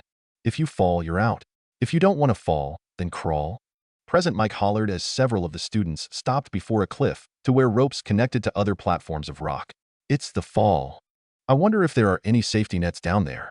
Izuku leaned over the edge cautiously and looked down as Shoto simply skated over the ropes swiftly. Most likely, Hikage Shinomori commented. But of course, that doesn't matter now. Right. I'll just put in the right amount of stockpile. Izuku backpedaled a lot, surprising his fellow classmates and competitors before suddenly blitzing forward, and clear it all in one go. At the edge of the cliff, Izuku caused a blast of wind with his takeoff, easily clearing the entire pit and cracking the ground on impact. Dropping into an awkward run to bleed off momentum, he soon rushed ahead just as Ochako, Mina, and Mei reached the cliff themselves. Who? Hisashi cheered. Look at my boy go. Is his quirk a copy type? Melissa pondered, watching as Izuku reached a minefield described as the danger minefield. First, it was an energy or shadow construct quirk, then it was enhanced strength on his legs, and now he's using electromagnetism to stall the mines before they blow up. That's pretty genius, actually, Gene added as he took more popcorn. He's only able to hold it down until after he passes them, and the guys stupid enough to follow his path get blown up instead. The only problem is how slow he's being. I imagine he copied that quirk from a friend, but he's usually so good about creating ideas for quirk utilization. Hisashi slumped back into the couch as he watched a few competitors get closer to his son. I guess executing them for a quirk he recently got is an entirely different thing. Pretty realistic when I think about it. Izuku panted heavily as he passed the middle of the minefield, one eye on Shoto as he reached the dual-haired teen. Please catch me, Midoriya. Something suddenly slammed into Izuku's back and refused to get off. A quick and incredulous glance revealed, My Neta-kun? What's this? Present Mike screamed. Looks like Deka's got a passenger. It may seem unfair to some, but Grape Juice is simply acknowledging his own weaknesses and compensating for it by dragging down a future opponent. Eraserhead spoke with a tiny bit of approval. Not only did he choose one of the least people likely to rip him off, he's also ensured his safety in that particular barrier. Izuku resisted the urge to swipe him off like an offensive bug. Why didn't Danger Sense warn me? He's gonna interfere with my hoodie acquisition. Danger Sense usually warns of what you would consider dangerous or deliberate. Hikage guessed. My guess is either he wasn't aiming for you, or he simply doesn't register as dangerous to you. Izuku noted the boy screeching something about stupid wind gusts and a nearby Momo doing her absolute best to not look in his direction. My Neta-kun, if you behave yourself, I'll make sure not to throw you off. I can't have any distractions distancing me from the autographed Ryukyu hoodie. Izuku hadn't been facing him, But Minoru must have noted his extremely serious tone because he had instantly shut his mouth, letting Izuku concentrate as he cleared the minefield. And now, it's all straight down from here. Katsuki, Shoto, and quite a few others were ahead of him now, but he could fix that. One more thing, don't get thrown off. Ignoring Minoru's confused question, Izuku activated stockpile and pushed it to the utmost limit his body could handle. Once he reached 15%, his glowing form burst into an accelerated sprint. Tum! Izuku could scarcely hear Minoru's screams as he was indeed ripped off from how fast he moved, his body tearing forward at a tremendous speed and blowing away everyone else caught in his way. Wow! Look at Deku go! Present Mike pumped his fists up. In an amazing move, Deku has blasted past his classmates and thrown off his passenger. He's like a shooting star on land. He's probably taking advantage of the straight path to burst into a charge. Eraserhead spoke. Now, he can take back the lead he had lost before. Don't get ahead of me, Izuku. Katsuki blasted the ground, throwing up chunks of rock that the now nearby Izuku had to dodge. In return, he swiped with Black Whip, making Katsuki pause his onslaught in order to dodge. Right as they're concentrating on each other, Shoto shot ahead, or at least, would have tried to, if not for Izuku's hand suddenly gripping the back of his shirt. With a frustrated snarl, he tried to slap his freezing hand onto the persistent greenhead's arm. Hey, it's a three-way battle between the leaders. Present Mike cheered. Look at them bashing heads. The usually shy Deku's unusually fired up today. Eraserhead noted. What's motivating him like this? Is it the hoodie that girl mentioned? Shoto thought. It's gotta be the fucking hoodie. Katsuki snarled. Hootie. Izuku's mantra ran dominant in his mind, giving him terrifying focus on his goal. Eraserhead, your students are amazing. Present Mike exclaimed. What are you teaching them? I didn't do anything. Eraserhead's muffled voice spoke with a more visible hint of pride than before. They got their spirits revved up on their own. The three main leads kept on going, moving as fast as they could and abandoning their fight in order to push through the narrow passageway. Present Mike laughed out. There you have it. Eraserhead is a terrible teacher. You're dismissed. Eraserhead instantly snarked. Get out and go call in Master Breaker as your replacement for the next bit. Present Mike gleefully ignored Eraserhead. Who could have predicted the developments at the beginning or this conclusion? Izuku could feel the cold touch of Shoto's ice on his heels through his shoes. So, with one last push for the sake of his dreams, Izuku went beyond. Stockpile, 20%. And just as Katsuki and Shoto were about to pass him by, he ignored the ominous burning he could feel in his muscles and blasted right past them like a Viridian bullet that had been fired at the prize that was the autographed Ryukyu hoodie. Right now, our winner of the obstacle race is... The 9th champion surged into the stadium to the sound of resounding cheers and screams. A tired yet thrilled smile adorned his face as he broke past the finish line and reached the center of the stadium. Aizu. As Inko sobbed in joy, she would have slumped off her couch if not for Mitsuki grabbing her arm. Look at his face. Mitsuki laughed as the TV showed Katsuki's dumbfounded expression. He's totally got, what the fuck just happened? All over his face. He did great coming in second though. Masaru pointed out. Yeah. Hisashi and Jean jumped and cheered in triumph, along with Melissa applauding calmly from her seat. Next to her, a freshly arrived David Shield raised his drink in acknowledgement. Way to go, boy. Kemui Woods commended from outside as Death Arms recognized the supposedly quirkless kid he had scolded the previous year. A small distance from them, MT Lady paid them no mind as she kept posing for pictures. Ha ha ha ha. Meisher Shigaraki cheered in the bar filled with customers for Kurogyri. Pay up, suckers. There was a massive grumbling as several of the villains present in the bar to watch the festival dropped various amounts of cash into her outstretched hat. Meisher hummed happily as she counted how much she'd earned through her gambling. Dear Deku never fails to disappoint. A disappointed Tulio questioned as he looked at his empty wallet in despair. You collaborating with that guy or something? Huh. Meisher turned to the questioning villain with an offended expression. Please, Deku is my future nemesis. If I can't trust in him to win, which hero can I trust to grow into my rival? Kurogyri simply sighed in resignation as he poured another drink. At least, he was making good business today. He'd already emptied 2 whole brands. Wait a minute. Meisher's tone turned darker. Who's that girl leaning on him? Izuku shuddered in embarrassment as an exhausted Ochako Uraraka, aka Uravity, leaned onto his shoulder. The first game of the first-year stage is finally over. Now, take a look at the results. Midnight announced to the crowd, showing the results of the top 42. Everyone from both 1A and 1B passed. Izuku noted as Ochako got off him to note her position. That race really favored the physically trained ones. After all, for those who did not make it, don't worry. We've prepared other chances for you all to shine. Midnight paused a bit to sensually lick her lips before continuing. The real competition begins next. It's time for you to give it your all. The giant holographic screen from before appeared again to spin once more. Now then, here's the second game. I already know what it is, but what could it be? What could it be? Midnight teased while Izuku gulped. Midnight pulled her glasses down from her forehead before announcing, I just said it, and now here it is. The screen stopped to display dodgeball pandemonium. Izuku uttered in a tiny, broken voice before grabbing his hair in despair. No. On the contrary, Katsuki gave his most villainous smile yet as he chuckled darkly. Well, isn't this just fucking lovely? What's wrong, Deku-kun? Ochako was at his side in an instant, along with Tinya. Izuku trembled as horrifying scenarios flashed through his eyes. Kakin, plus dodgeball, plus quirks permitted. He's gonna be a walking cannon. Ochako, Tinya, and everyone nearby who had been present for 1A's quirk assessment test promptly paled. I did good in the race, right?